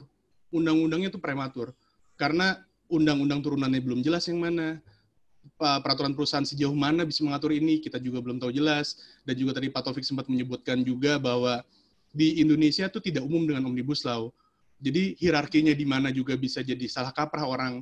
Nah jadi, ya benar kata Pak Taufik, better kita tunggu turunannya atau undang-undang lain atau peraturan lain yang mengatur ini tuh cara kerjanya seperti apa, daripada ya skeptisnya pemerintah bilang, oh nggak seperti itu kok, itu bukan final. Kayak gitu sih Pak, kalau pemahaman saya, mungkin Pak Taufik bisa menambahkan Pak. Ya, baik Pak Dodi, Pak Imawan, dan Pak Eki. Makasih. Saya ingin menggambarkan tentang Undang-Undang Cipta Kerja, kenapa ribut, tadi saya sudah sampaikan. Karena memang banyak yang sebenarnya motivasinya politik. Gitu. Tapi satu hal, kalau kita mau introspeksi, kalau dari sisi pemerintah, juga kita mengatakan bahwa pemerintah buru-buru. Ya, namanya kan harus. Buru-buru atau emosi. Saya sih memahami bahwa ini mungkin pemerintah ingin melakukan terobosan. Dengan ada banyak tumpang tindih peraturan, kemudian banyak hal-hal yang menghambat bisnis, mau diterobos dengan Omnibus Law ini. Tetapi lupa bahwa ini sesuatu hal yang baru dan sensitif. Jadi sebenarnya perlu waktu sosialisasi ke daerah-daerah yang ditugaskan ke masing-masing dinas tenaga kerja, dinas yang terkait lah. Saya pengalaman waktu itu ikut pada saat BPJS Kesehatan diberlakukan. Sosialisasinya begitu sampai ke bawah. Jadi masing-masing dinas, masing-masing BPJS wilayah tersebut, kemudian dari Serikat Pekerja, dari Apindo diundang tiap hari. BPJS yang baru kayak apa sih? Jaminan kesehatan seperti apa sih? Betul, ribut. Mereka maki-maki dan segala macam biarin. Tapi ini proses sosialisasi. Tetapi kenapa terobosan yang sifatnya besar dan mungkin saya pahami tujuannya baik untuk mengatasi kendala bisnis, tetapi dilaksanakan buru-buru. Ini terlihat bahwa banyak koreksi yang katanya typo, tapi sebenarnya saya cek juga sebenarnya ada perubahan konten atau perubahan redaksi pasal. Yang ini juga sebenarnya berisiko digugat di MK, karena secara formal menjadi keliru. Karena undang-undang begitu disahkan itu berarti final. Titik koma pun perbaikan typo harus diberitahukan lagi ke paripurna. Itu yang benar. Gitu. Jadi ini memang kalau saya sebut memang terlalu terburu-buru dan tidak dilakukan sosialisasi secara baik. Padahal ini merupakan terobosan atau budaya baru. Ya, jadi ini yang kenapa ya kalau menjadi politis kita tidak pernah bisa hindari. Semua main politik, partai politik, sebenarnya ketua pengurus-pengurus Serikat Pekerja juga main politik gitu. Supaya eksis nanti ditawari jadi wamen atau staf ahli menteri. Gitu. Saya berteman betul dengan salah satu aktivis orang Tangerang itu, perempuan dulu teriak-teriak di jalan, staf ahlinya Pak Muhaimin, habis itu diam aja dan nggak pernah bersuara apa-apa. Itu contoh. Jadi semuanya bermain politik. Kemudian prosedur yang betul ya kita nanti pada saat itu kita sebenarnya kalau Dewan bekerja dengan betul, ya dia harus ikut mengawasi peraturan turunannya, peraturan pemerintahnya seperti apa. Jangan sampai terlalu detail sehingga merugikan atau kurang lengkap atau tidak sesuai dengan maksud Undang-Undang Cipta Kerja ini. Jadi yang hal lain adalah gugatan ke MK, ya kita tahulah itu bisa kadang bisa sia-sia, kadang ada hasilnya seperti tadi disampaikan Pak Eki. Untuk Undang-Undang KPK pun relatif percuma gitu. Begitu sekarang diundangkan juga masyarakat yang dulu demo berkorban berdarah-darah mungkin lupa juga gitu. Karena gini, artinya tidak memahami betul substansi dan kenapa dia harus melakukan itu. Isinya seperti apa. Jadi makanya ini merupakan PR bagi manajemen atau HR yang biasa mewakili manajemen, paham betul kemudian mengkomunikasikan dengan baik dengan pekerja maupun serikat pekerja. Sehingga tidak mudah diprovokasi. Gitu. Karena tadi kan, dihapusnya pesangon, dihapusnya cuti haid, nanti orang hamil cuti tidak dibayar. Gitu. Padahal itu tidak diatur. Gitu. Saya kira itu tanggapan saya Pak Imawan dan Pak Eki. Terima kasih.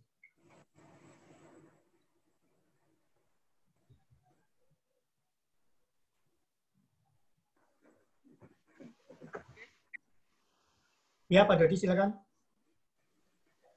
Ini ada pertanyaan langsung dari Bapak Galuh Hermawan. Pak Taufik, saya mendengar kabar bahwa draft final UU Cipta Kerja penjelasan sudah ada. Oh, ini bukan pertanyaan ya, ini statement ya. Oke.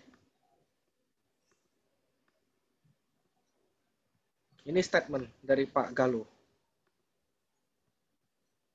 Oke Pak, saya mau bertanya Pak. Ini kan banyak banget hoax yang simpang siur ya.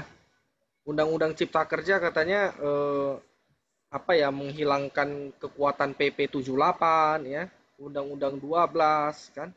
Nah, sebetulnya apakah kalau seperti tadi penjelasan Bapak, kalau pasal-pasal yang di Undang-Undang 13 ternyata tidak ada tertulis di Undang-Undang Omnibus Law ini kan berarti kan memang tetap ada ya pasal-pasal yang di Undang-Undang 12 tadi itu. Betul. Tapi yang ditakutkan sama serikat buruh ya, mewakili tenaga kerja ya, pasal-pasal tersebut malah jadi simpang siur karena bisa dimainkan nanti di PP dan PKB. Nah, seperti itu Pak. Kira-kira ada nggak efek ke sana kalau seandainya ini dipaksakanlah ke sana gitu Pak? Ya, sebenarnya sih secara umum tadi Pak Imawan udah bertanya lebih tajam gitu. Apa sih yang sebenarnya merugikan? Secara umum kalau secara konkret itu hampir nggak ada. Kan kalau kita bilang PHK, berapa persen sih orang yang di PHK? Biasanya kan karena karyawan jelek sekali atau melakukan pelanggaran pidana gitu kan. Kenapa kita ributkan soal itu gitu? Ribuan orang gitu, puluhan ribu orang gitu ya. Dan sebenarnya secara prinsip masih sama. Jadi yang berbeda adalah tadi, yang memang dalam praktek pun tetap jarang dibayar kok, perusahaan tutup, perusahaan bergabung gitu. Karena biasanya perusahaan sudah bermasalah. Ada satu lagi yang tadi saya lupa sampaikan. Perusahaan melakukan efisiensi. Selama ini lucu gitu kan, baik pendapat orang Depnaker maupun pengadilan. Perusahaan efisiensi kalau masih melakukan usaha, itu bukan efisiensi. Jadi ditolak kalau dia melakukan pengurangan karyawan. Karena perusahaannya masih ada. Padahal, substansi efisiensi itu kan melakukan penghematan supaya perusahaan itu tetap jalan kan. Tetapi di dalam praktek yang sudah ada, baik di dalam anjuran ketenagakerjaan, anjuran Dinas Tenaga Kerja maupun putusan pengadilan, jurisprudensi mengatakan bahwa perusahaan melakukan efisiensi kalau perusahaan itu tutup. Nah ini kan lucu gitu kan. Ya kalau tutup nggak perlu efisiensi lagi, tutup aja, bangkrut namanya. Gitu ya. Jadi ini memang ada kesenjangan Undang-Undang Ketenagakerjaan ini di dalam praktek, di dalam putusan pengadilan maupun pemahaman pekerja. Jadi saya ulang lagi, kecuali ada perubahan di Undang-Undang Cipta Kerja ditentukan dirubah, atau ada ketentuan baru, atau dihapus, semuanya masih berlaku. Catatan yang penting juga, sebelum ini diundangkan dan belum ada peraturan teknisnya, maka semua masih mengacu pada Undang-Undang Ketenagakerjaan atau peraturan yang lama. Dan hal yang dilupakan karena ini begitu di blow up, dipolitisir, sebenarnya Undang-Undang Cipta Kerja yang 900 sekian halaman atau 800 atau 1000 halaman sekian, itu kan banyak mengatur 79 undang-undang, Pak. Ada perpajakan, ada lingkungan kerja. Kenapa orang hanya memblow up Undang-Undang Ketenagakerjaan saja? Padahal mungkin ada perlu yang dikritisi soal perpajakan, soal hak kepemilikan apartemen. Jadi hal yang baru sekarang misalnya orang asing boleh punya apartemen sebagai hak milik. Kalau dulu enggak, karena apartemen dianggap satu kesatuan dengan lahan di situ, kan. Kalau sekarang katanya hak terpisah. Jadi orang asing boleh punya hak milik apartemen. Itu contoh yang menurut saya bisa juga dikritisi gitu. Kenapa katakanlah pendemo itu hanya fokus pada Undang-Undang Ketenagakerjaan itu yang mungkin hanya puluhan halaman gitu di antara sekian ratus halaman. Jadi ya itu tadi, makanya PR kita buat para orang yang lebih ngerti HR gitu kan. Kita harus paham betul, kemudian kita komunikasikan dengan baik dengan pekerja kita. Jangan sampai di saat yang sulit ini, pengusaha itu masih eksis, masih bertahan, itu udah bagus gitu. Jangan sampai diperparah dengan katakanlah perbuatan-perbuatan yang tidak perlu dan tidak paham. Kalau memang paham betul, melakukan aspirasi, monggo. Tapi paham ya. Kalau hanya ikut-ikutan, kemudian dia merugikan perusahaan dan merugikan diri sendiri kan sayang. Saya kira itu catatan saya, Pak, terhadap Undang-Undang Cipta Kerja dan keprihatinan saya. Gitu. Jadi disalahpahami dan sengaja dipeleset-pelesetkan gitu pengertian. Gitu Pak Dodi, monggo. Pak Dodi bisa komen sedikit, Pak?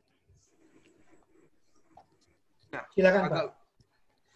Ya, signalnya kurang bagus ya.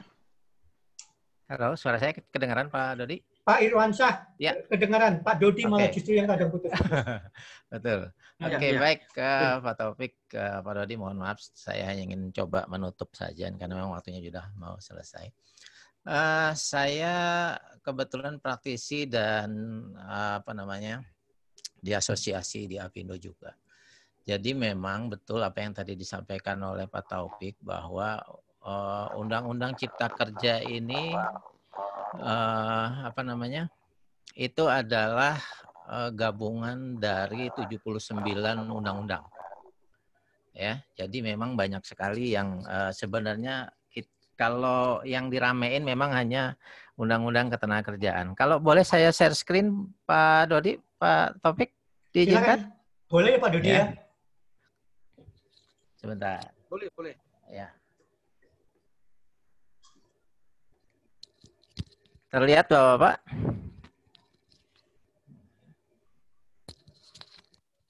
Iya. Ya. Oke. Nah, ini kebetulan saya juga akan menyampaikan materi ini di asosiasi. Jadi kalau kita lihat di sini memang, ini saya ngambil dari sumber Kementerian Koordinator Menteri Perekonomian, jadi bahwa banyak sekali undang-undang yang diatur kembali begitu ya di dalam Omnibus Law ini. Jadi tidak heran kalau memang dari sisi pengusaha itu karena kita lihat aja yang paling pertama penyederhanaan izin berusaha. Ada 52 undang-undang yang terdampak. Ya, 770 pasal yang diganti, dirubah dan segala macam. Kalau bicara Undang-Undang Ketenagakerjaan itu sebenarnya hanya 55 pasal. Ada 3 undang-undang. Kalau maupun ditambah 1 itu 4 undang-undang itu termasuk Undang-Undang Pekerja Migran. Ya, jadi sebenarnya kalau kita lihat di sini memang ya sebenarnya banyak sekali aktivis yang lain juga ya, termasuk di pendidikan, lingkungan, itu sebenarnya juga mengkritisi hal ini. Hanya memang suaranya tidak sekuat para serikat pekerja, serikat buruh. Ya, gitu loh. Kalau tadi dikatakan kok sepertinya belum ada apa-apa, sebenarnya sudah terjadi apa-apa. Kita harus juga memahami dari sisi para pekerja. Ya, kalau para pekerja itu kan selalu prinsipnya sederhana, Bapak-bapak. Sesuatu yang sudah diatur bagus nggak mau dikurangin. PHK yang tadinya maksimum 32,2 bulan upah, kalau yang undang-undang sekarang itu hanya maksimumnya 25. Itu pun 19 dari pekerja, 6-nya melalui jaminan kehilangan pekerjaan yang belum tentu cash, gitu ya. Kemudian tentang upah minimum misalnya, ya sama nih, gitu ya. Upah minimum itu sekarang yang ada sebenarnya kalau di Undang Cipta Kerja itu adalah upah minimum provinsi, yang kita tahu kalau di Jawa Barat itu kecil sekali dibandingkan yang lain. Upah minimum kota dan kabupaten, kebetulan saya juga seorang tim pengupahan kota, ya. Sekarang itu upah minimum kota itu bersyarat. Jadi bisa ada, bisa tidak. Kalau baca Undang-Undang Cipta Kerja yang halamannya 905. Jadi itu masih bersyarat. Yang pasti dihilangkan adalah upah minimum sektoral. Itu sudah pasti hilang, gitu ya. Nah, kalau kita bicara buruh, ya sudah pastilah mereka marah karena upah minimum sektoral itu jauh di atas upah minimum kota, ya, gitu. Meskipun betul kalau dari sisi pengusaha, saya sebagai wakil pengusaha menyepakati hal itu di Apindo, ya. Sekarang semuanya diserahkan kepada teknis saya punya semua materinya di sini teman-teman, mohon maaf ini karena bukan forum saya, gitu ya. Saya cepat saja begitu ya. Sebentar ya, saya bicara turunannya saja ya, bahwa materi kita yang tadi dibilang ditunggu itu semua ada di sini. RPP tentang penggunaan tenaga kerja asing, RPP tentang pemutusan hubungan kerja, tentang hubungan kerja dan PHK-nya sendiri gitu ya, waktu kerja dan istirahat, pengupahan, revisi 78 ya, kemudian tentang RPP penyelenggaraan jaminan kehilangan pekerjaan. Ini yang kita tunggu. Tetapi kembali lagi teman-teman sekalian ya, apa yang ada sekarang beredar baik yang 1035 maupun 905 itu dari teman-teman serikat pekerja dan saya sendiri juga melihat karena saya selalu membandingkan memang terjadi penurunan. Artinya apa? Yang tadinya tidak bersyarat menjadi bersyarat. Nah, itulah yang teman-teman serikat pekerja kita jadinya marah begitu. Yes. Gitu loh. Jadi itu teman-teman. Tapi saya akan tutup di ininya saja. Mohon maaf. Ini materi saya soalnya. Ya, supaya teman-teman sama-sama. Dan ini tadi sudah disampaikan berulang kali oleh Pak Taufik bahwa Undang-Undang Cipta Kerja ini tidak merubah 100% Undang-Undang 13. Ya, Undang-Undang Cipta Kerja Klaster ini adalah merubah pasal-pasal 13 2003. Tetapi juga menambah pasal-pasal baru, kemudian dia juga membatalkan pasal-pasal tertentu dari Undang-Undang 13, dan kemudian memberlakukan semua pasal-pasal yang tidak dirubah dan tidak dibatalkan oleh Undang-Undang Cipta Kerja. Ya, seperti yang tadi saya bilang, tentang peraturan perusahaan, tentang perjanjian kerja, tentang PKB itu tidak disentuh sekalipun. Jadi itu yang teman-teman harus perhatikan juga. Tidak lantas dengan mudah kita bisa merubah perubahan. Ya. Kemudian ini tadi juga ada disampaikan oleh Pak Taufik bahwa ketentuan perselisihan hubungan industrial yang tentu saja akan marak setelah ini itu tidak berubah. Kita semua tetap mengacu kepada Undang-Undang 2 2004. Peraturan tentang serikat pekerja juga tetap mengacu kepada Undang-Undang 21 2000. Ya.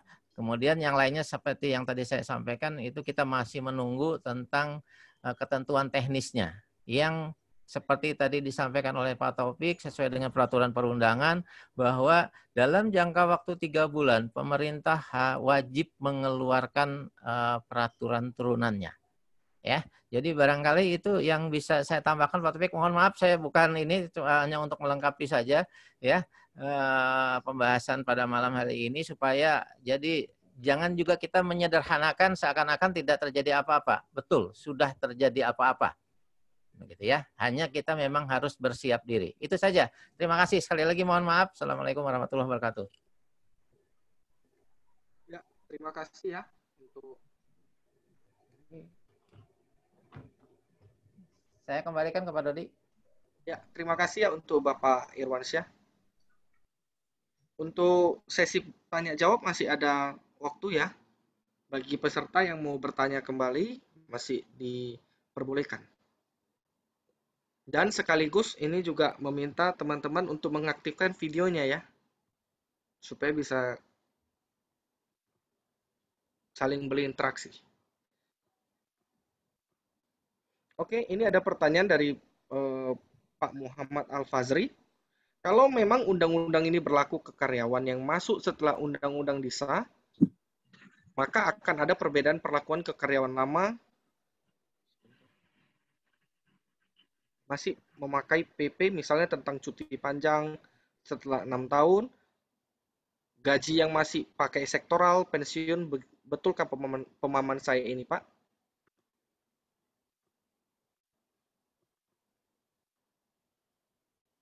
Ini gimana ya?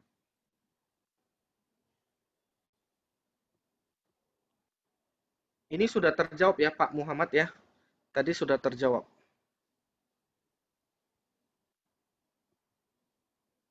Untuk pertanyaan nomor 2 tentang umur pensiun juga sudah terjawab ya. Yang tidak diatur dalam Undang-Undang Cipta Kerja ya tetap back to tetap kembali ke asalnya ya, Undang-Undang nomor 13.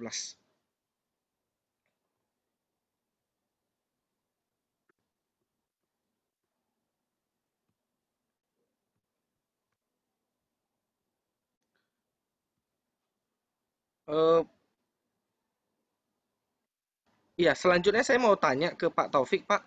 Ini kan ada juga hoax tentang informasi begini.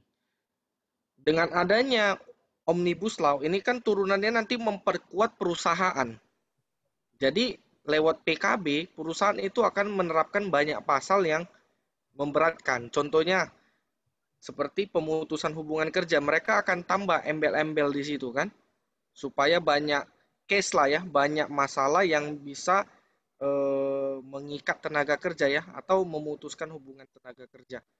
Nah, bila terjadi PKB yang itu diselewengkan ya, seperti itu ya, PKB yang diselewengkan, bagaimana cara kita Pak untuk melawan PKB tersebut gitulah? Iya Pak Dodi, mungkin juga mewakili pertanyaan beberapa orang ya. Sebenarnya merubah peraturan perusahaan maupun apalagi perjanjian kerjasama tidak sesederhana itu, Pak. Kalau peraturan perusahaan, itu kan yang membuat perusahaan, menyusun peraturan-peraturan. Itu tetap masih terikat, satu tidak boleh bertentangan dengan undang-undang dan peraturan di atasnya. Jadi tetap terikat itu. Yang kedua juga sekarang di dalam praktek dibuat mirip dengan perjanjian kerja bersama. Jadi harus diketahui oleh wakil pekerja, biasanya minimal 5 tanda tangan, bahwa pekerja mengetahui dan setuju dengan peraturan perusahaan tersebut. Apalagi PKB, perjanjian kerja bersama, karena ini kita harus berunding dengan perwakilan serikat pekerja, Pak. Jadi prosesnya sangat panjang biasanya, dan tidak sederhana lah kalau katakanlah suatu perusahaan mau merubah peraturan perusahaan maupun perjanjian kerja bersama. Termasuk tadi saya sedikit koreksi apa yang disampaikan oleh Pak Irwansyah ya. Memang lengkap karena dia katakanlah tim dari Apindo gitu. Jadi menurut saya lebih fair sekarang kalau upah minimum itu harus dasarnya ya BPS. Kalau pertumbuhan di daerah tersebut ternyata kecil, masa upahnya minta tinggi gitu ya. Dan dulu itu kan patokannya berdasarkan ada komponen KHL. Itu dulu 64 kalau nggak salah, dan minta 82. Isi KHL itu ada kebutuhan ranjang, kebutuhan kos, kebutuhan lipstik, yang terakhir usul pulsa. Nah ini kan kadang di dalam perdebatan tim pengupahan ini nggak masuk akal. Contoh, minyak goreng. Minyak goreng pekerja butuh berapa sih? Ada ukurannya misalnya 1 liter per bulan. Tetapi masalahnya kemudian debat soal merek, Pak. Ini pakai bimoli apa harga Vilma? Kan lucu gitu kan. Minyak goreng ya minyak goreng curah gitu kan. Karena ini minimal gitu. Tapi itu contoh aja bahwa kadang upah minimum menjadi sangat tidak sederhana dan menjadi alat politik. Serikat pekerja gampang sekali teriak bahwa minimum kita 4 juta, minimum 5 juta. Gitu kan. Tetapi lupa mengatur pada ketidakadilan upah di atasnya. Contoh, banyak sekali terjadi karena aturan upah minimum, driver office boy itu gaji per bulannya pendapatannya lebih tinggi dari staf yang tamatan sarjana. Ya karena apa?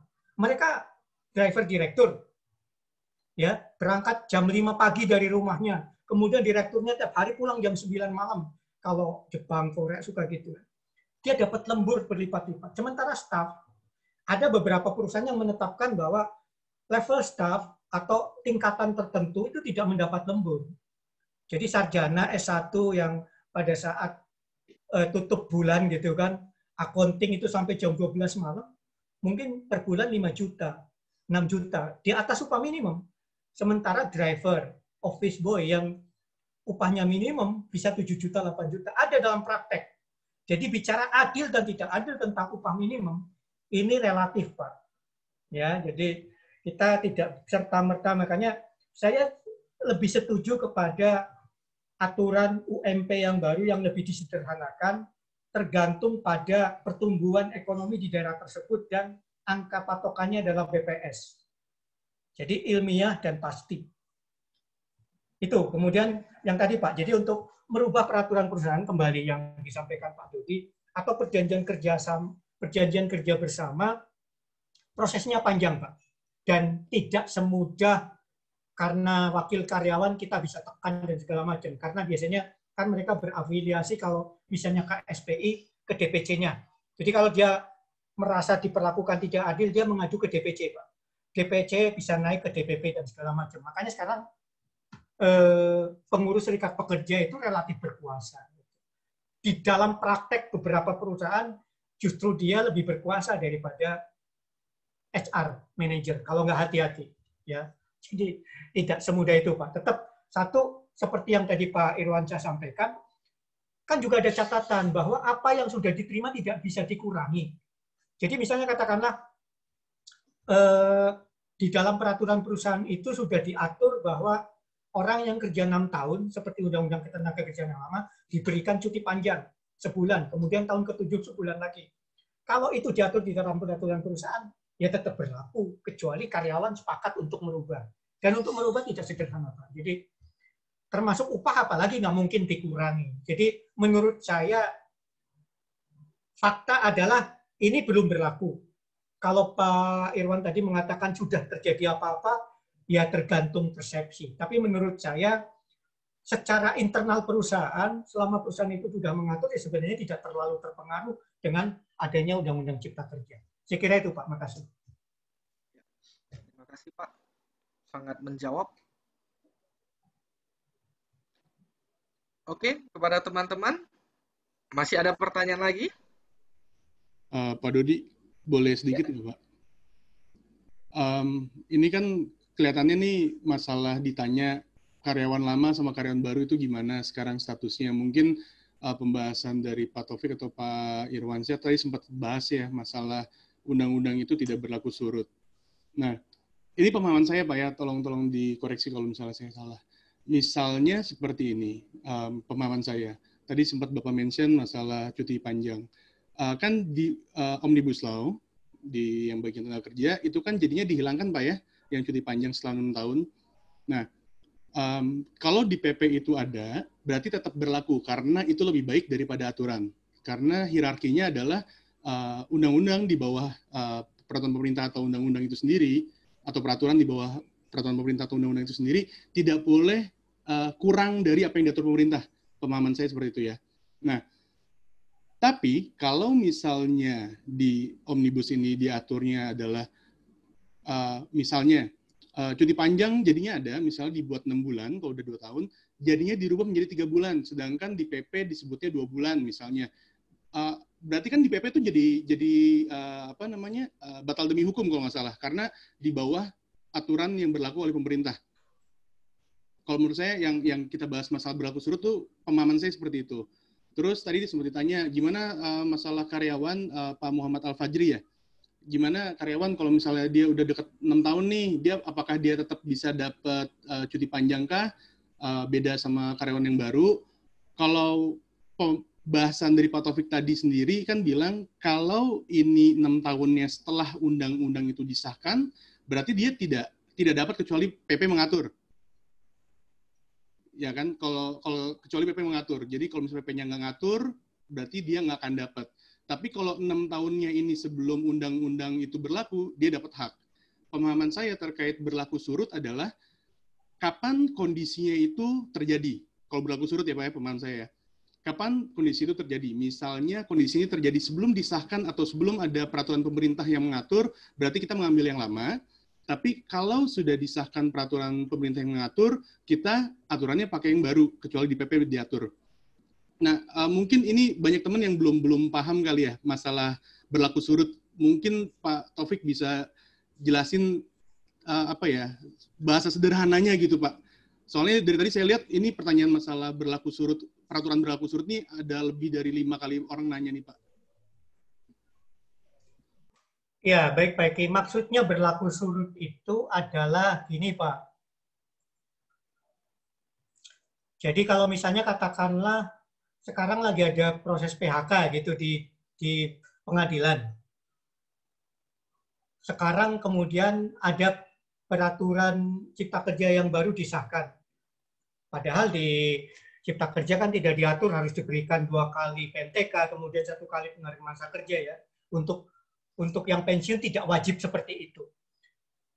Sekarang lagi diproses, hakim atau katakanlah siapapun aturannya tetap mengacu ke Undang-Undang Ketenagakerjaan. Gitu ya. Jadi, dan ini berlaku umum maksudnya terhadap peraturan perusahaan maupun perjanjian kerja bersama. Selama peraturan perusahaan itu berlaku dan tidak menyesuaikan dengan undang-undang yang baru, ya masih berlaku gitu kan. Jadi kalau misalnya undang-undang yang baru diperlakukan dan karyawan setuju, kemudian merubah PP atau PKB, itu berlaku untuk semua, baik karyawan yang lama maupun karyawan yang baru. Kemudian untuk cuti panjang, di dalam Undang-Undang Ketenagakerjaan itu diatur khusus memang. Disebut kalau yang kerja 6 tahun berturut-turut, kemudian harus diberikan 1 bulan, kemudian pada saat tahun ke-7-nya diberikan 1 bulan lagi. Di Undang Cipta Kerja, yang versi 900 halaman, 105 halaman itu belum ada. Tapi di 812 ternyata ada. Jadi dikatakan bahwa perusahaan tertentu dapat memberikan cuti panjang yang kembali lagi akan diatur, perusahaan tertentu akan diatur dengan peraturan pemerintah. Jadi tetap ada, karena katanya yang versi terakhir kan 812 halaman. Ya. Itu ternyata muncul lagi. Jadi di versi 1028 halaman, 905 halaman tidak ada. Tetapi di 812 itu ada lagi. Saya memang tidak mencetak dan tidak ini karena bagi saya karena belum sah jadi undang-undang dan makan kertas gitu ya. Jadi, tapi ada yang baru, ada lagi Pak Eki. Oke Pak Taufik. Makasih ya. Pak.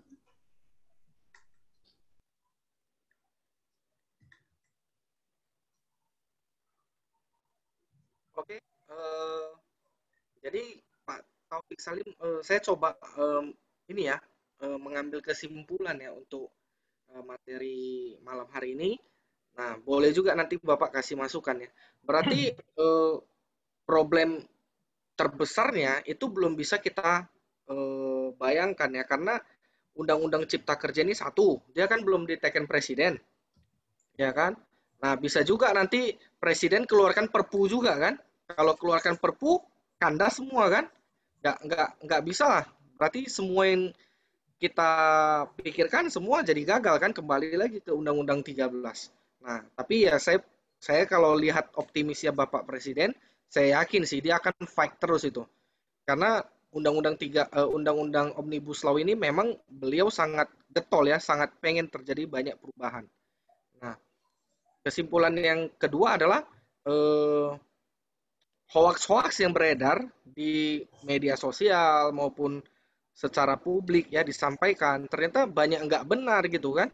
Nah, upah minimum hilang ya kan, hak-hak cuti, hak haid, baru masalah pesangon ya. Memang kalau untuk komposisi 32 ke 25 memang ada terjadi perubahan. Tetapi kan bukan berarti menghilangkan hak pesangon itu. Nah, baru perselisihan hubungan industrial juga tetap ada. Bukan berarti dihilangkan. Nah, hoax tentang ini ya Pak ya, yang paling saya ketika lihat judul kita pada malam hari ini, saya langsung kepikiran ini. Apakah serikat pekerja atau serikat buruh ini dihapuskan? Ternyata tidak. Kan seperti itu ya Pak. Karena hoax-hoax yang beredar adalah serikat buruh juga akan dihapuskan. Jadi buruh itu dianggap disampingkan. Tidak boleh ketika bipartit, tripartit, buruh tidak dilibatkan. Artinya pekerja yang fight sendiri. Ternyata tidak seperti itu juga. Di satu sisi memang tenaga kerja asing masih pemerintah pusat ya yang mengawasi ya. Nah, di situ memang ada satu bisa dibilang bisa celah juga ya kalau memang controllingnya tidak kuat ya. Baru untuk perizinan juga banyak ya, sudah Pak Presiden juga sangat komitmen ya. Saya belakangan ini ada bantu urus perizinan juga dan kencang Pak untuk investasi kencang banget. Ya, jadi Omnibus Law ini memang kasih dampak efek yang positif ya bagi orang-orang yang mau bangun usaha gitu ya. Mungkin beberapa poin itu Pak yang bisa saya simpulkan. Sekarang kita closing statement ya dari Bapak ya. Baik. Jadi pertama saya minta maaf seandainya materi saya tidak terlalu lengkap, tetapi saya membuka ruang untuk tanya jawab lanjutan nanti secara japri, ya, apakah WA ke saya langsung atau ke grup HR Wiki, ya. Yang kedua saya punya catatan beberapa. Tadi seperti yang disampaikan Pak Dodi, satu. Kalau dilihat dari bandul, sekarang ini kan ibarat bandul, kalau politik bandul ya. Saya kira sih memang akan tetap berlaku. Jadi kalau posisi sekarang kayaknya pemerintah cukup kuat untuk memberlakukan cipta kerja. Tetapi seandainya katakanlah ada perubahan-perubahan peta politik, yang paling mungkin adalah ditunda. Megawati pernah melakukan itu. Jadi Undang-Undang Nomor 13 tahun 2003 berlakunya 2004. Jadi penundaan 1 tahun. Ini yang mungkin. Tetapi kalau dibatalkan, Perpu dibatalkan, saya kira enggak. Karena ini tekad pemerintah. Jadi menurut saya cuma ada 2 kemungkinan. Tetap berlaku atau penundaan. Yang kedua, seperti tadi saya sampaikan bahwa kita sebenarnya diarahkan untuk ke bisnis common sense. Jadi selama ini Undang-Undang Ketenagakerjaan terlalu banyak hukum publiknya. Pemerintah terlalu banyak mengatur. Nah sekarang agak digeser dikit ke hukum privat. Namanya hukum bisnis, kan hukum privat. Gitu ya. Jadi diserahkan beberapa hal mungkin lebih kepada penguatan internal. Kalau perusahaannya kuat, bagus, pasti akan memberikan kesejahteraannya bagus dan serikat pekerjanya kuat. Tetapi akan tidak adil, misalnya katakanlah seperti di Kerawang, itu upah minimum itu udah 4,5 jutaan lebih, hampir 5 juta, setahu saya. Nah, itu akan berat untuk perusahaan-perusahaan yang kecil, gitu kan. Atau akan mati, gitu kan, dengan sendirinya. Nah, ini kan nggak fair juga, gitu ya. Jadi, kalau di Undang-Undang Ketenagakerjaan yang lama, ya mau kecil, mau besar, itu. Tapi yang baru memberikan ruang yang berbeda. Jadi, lebih pada penguatan internal perusahaan. Makanya di sini nanti, manajemen HR dituntut untuk lebih mampu memahami peraturan, lebih punya kekuatan untuk negosiasi dengan serikat pekerja. Jadi lebih pada tanggung jawab ya. Jadi lebih diukur pada kekuatan perusahaan gitu ya. Jadi saya kira sih mudah-mudahan saya sih mengharapkan dan tetap lebih berpikir positif bahwa ini adalah terobosan yang perlu dilakukan memang oleh pemerintah untuk mengatasi kendala-kendala bisnis. Saya kira itu saja Pak. Jadi saya tetap memberi ruang, silahkan kalau memang ada yang belum puas untuk tanya lewat Wiki HR Wiki Group atau Japri. Ya. Karena mungkin saya kira banyak hal-hal yang memang ingin dipertanyakan. Baik itu di luar diskusi ini juga boleh. Saya kira itu Pak, makasih.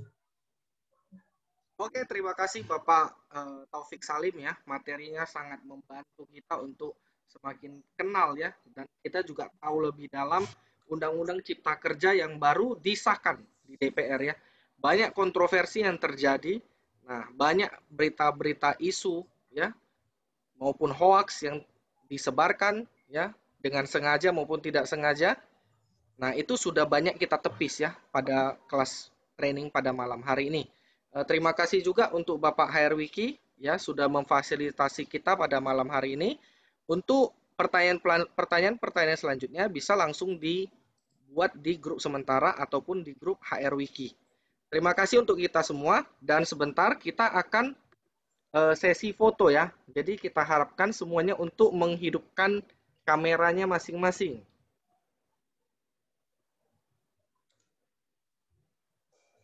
Wah, baru nampak ya para teman-teman yang ganteng-ganteng ya, yang cantik-cantik semua. Wah, luar biasa. Oh ya, titip Pak Dodi. Pak Dodi, Pak. Ya, boleh Pak, boleh Pak.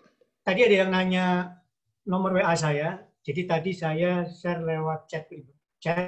Jadi nomor saya adalah 0812121212. Jadi 1212 688 atau 0818 777 911. Silakan Pak. Oke, masih ada yang belum buka sih. Kita tunggu ya beberapa detik ya.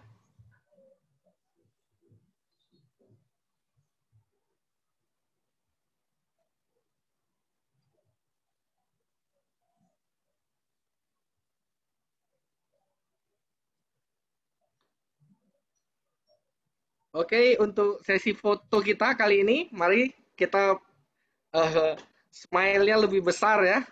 Karena sangat senang ya kita ya. Kita dapat banyak ilmu kan. Kita bisa tepis hoax yang beredar ya. Oke, saya akan screenshot ya dari sini. Untuk halaman pertama ya. 3, 2, 1. Oke, sebentar. Satu kali lagi untuk halaman yang kedua. 3, 2, 1.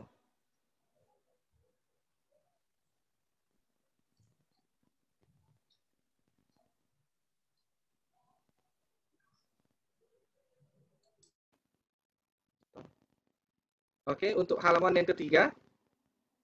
3, 2, 1. Oke, terima kasih untuk kesempatan yang telah diberikan. Ya, terima kasih juga kepada Bapak Taufik Salim ya atas materi-materinya dan sesi untuk Omnibus Law klaster ketenagakerjaan kita telah selesai. Oke, terima kasih untuk semuanya. Terima kasih, selamat malam. Terima kasih Pak.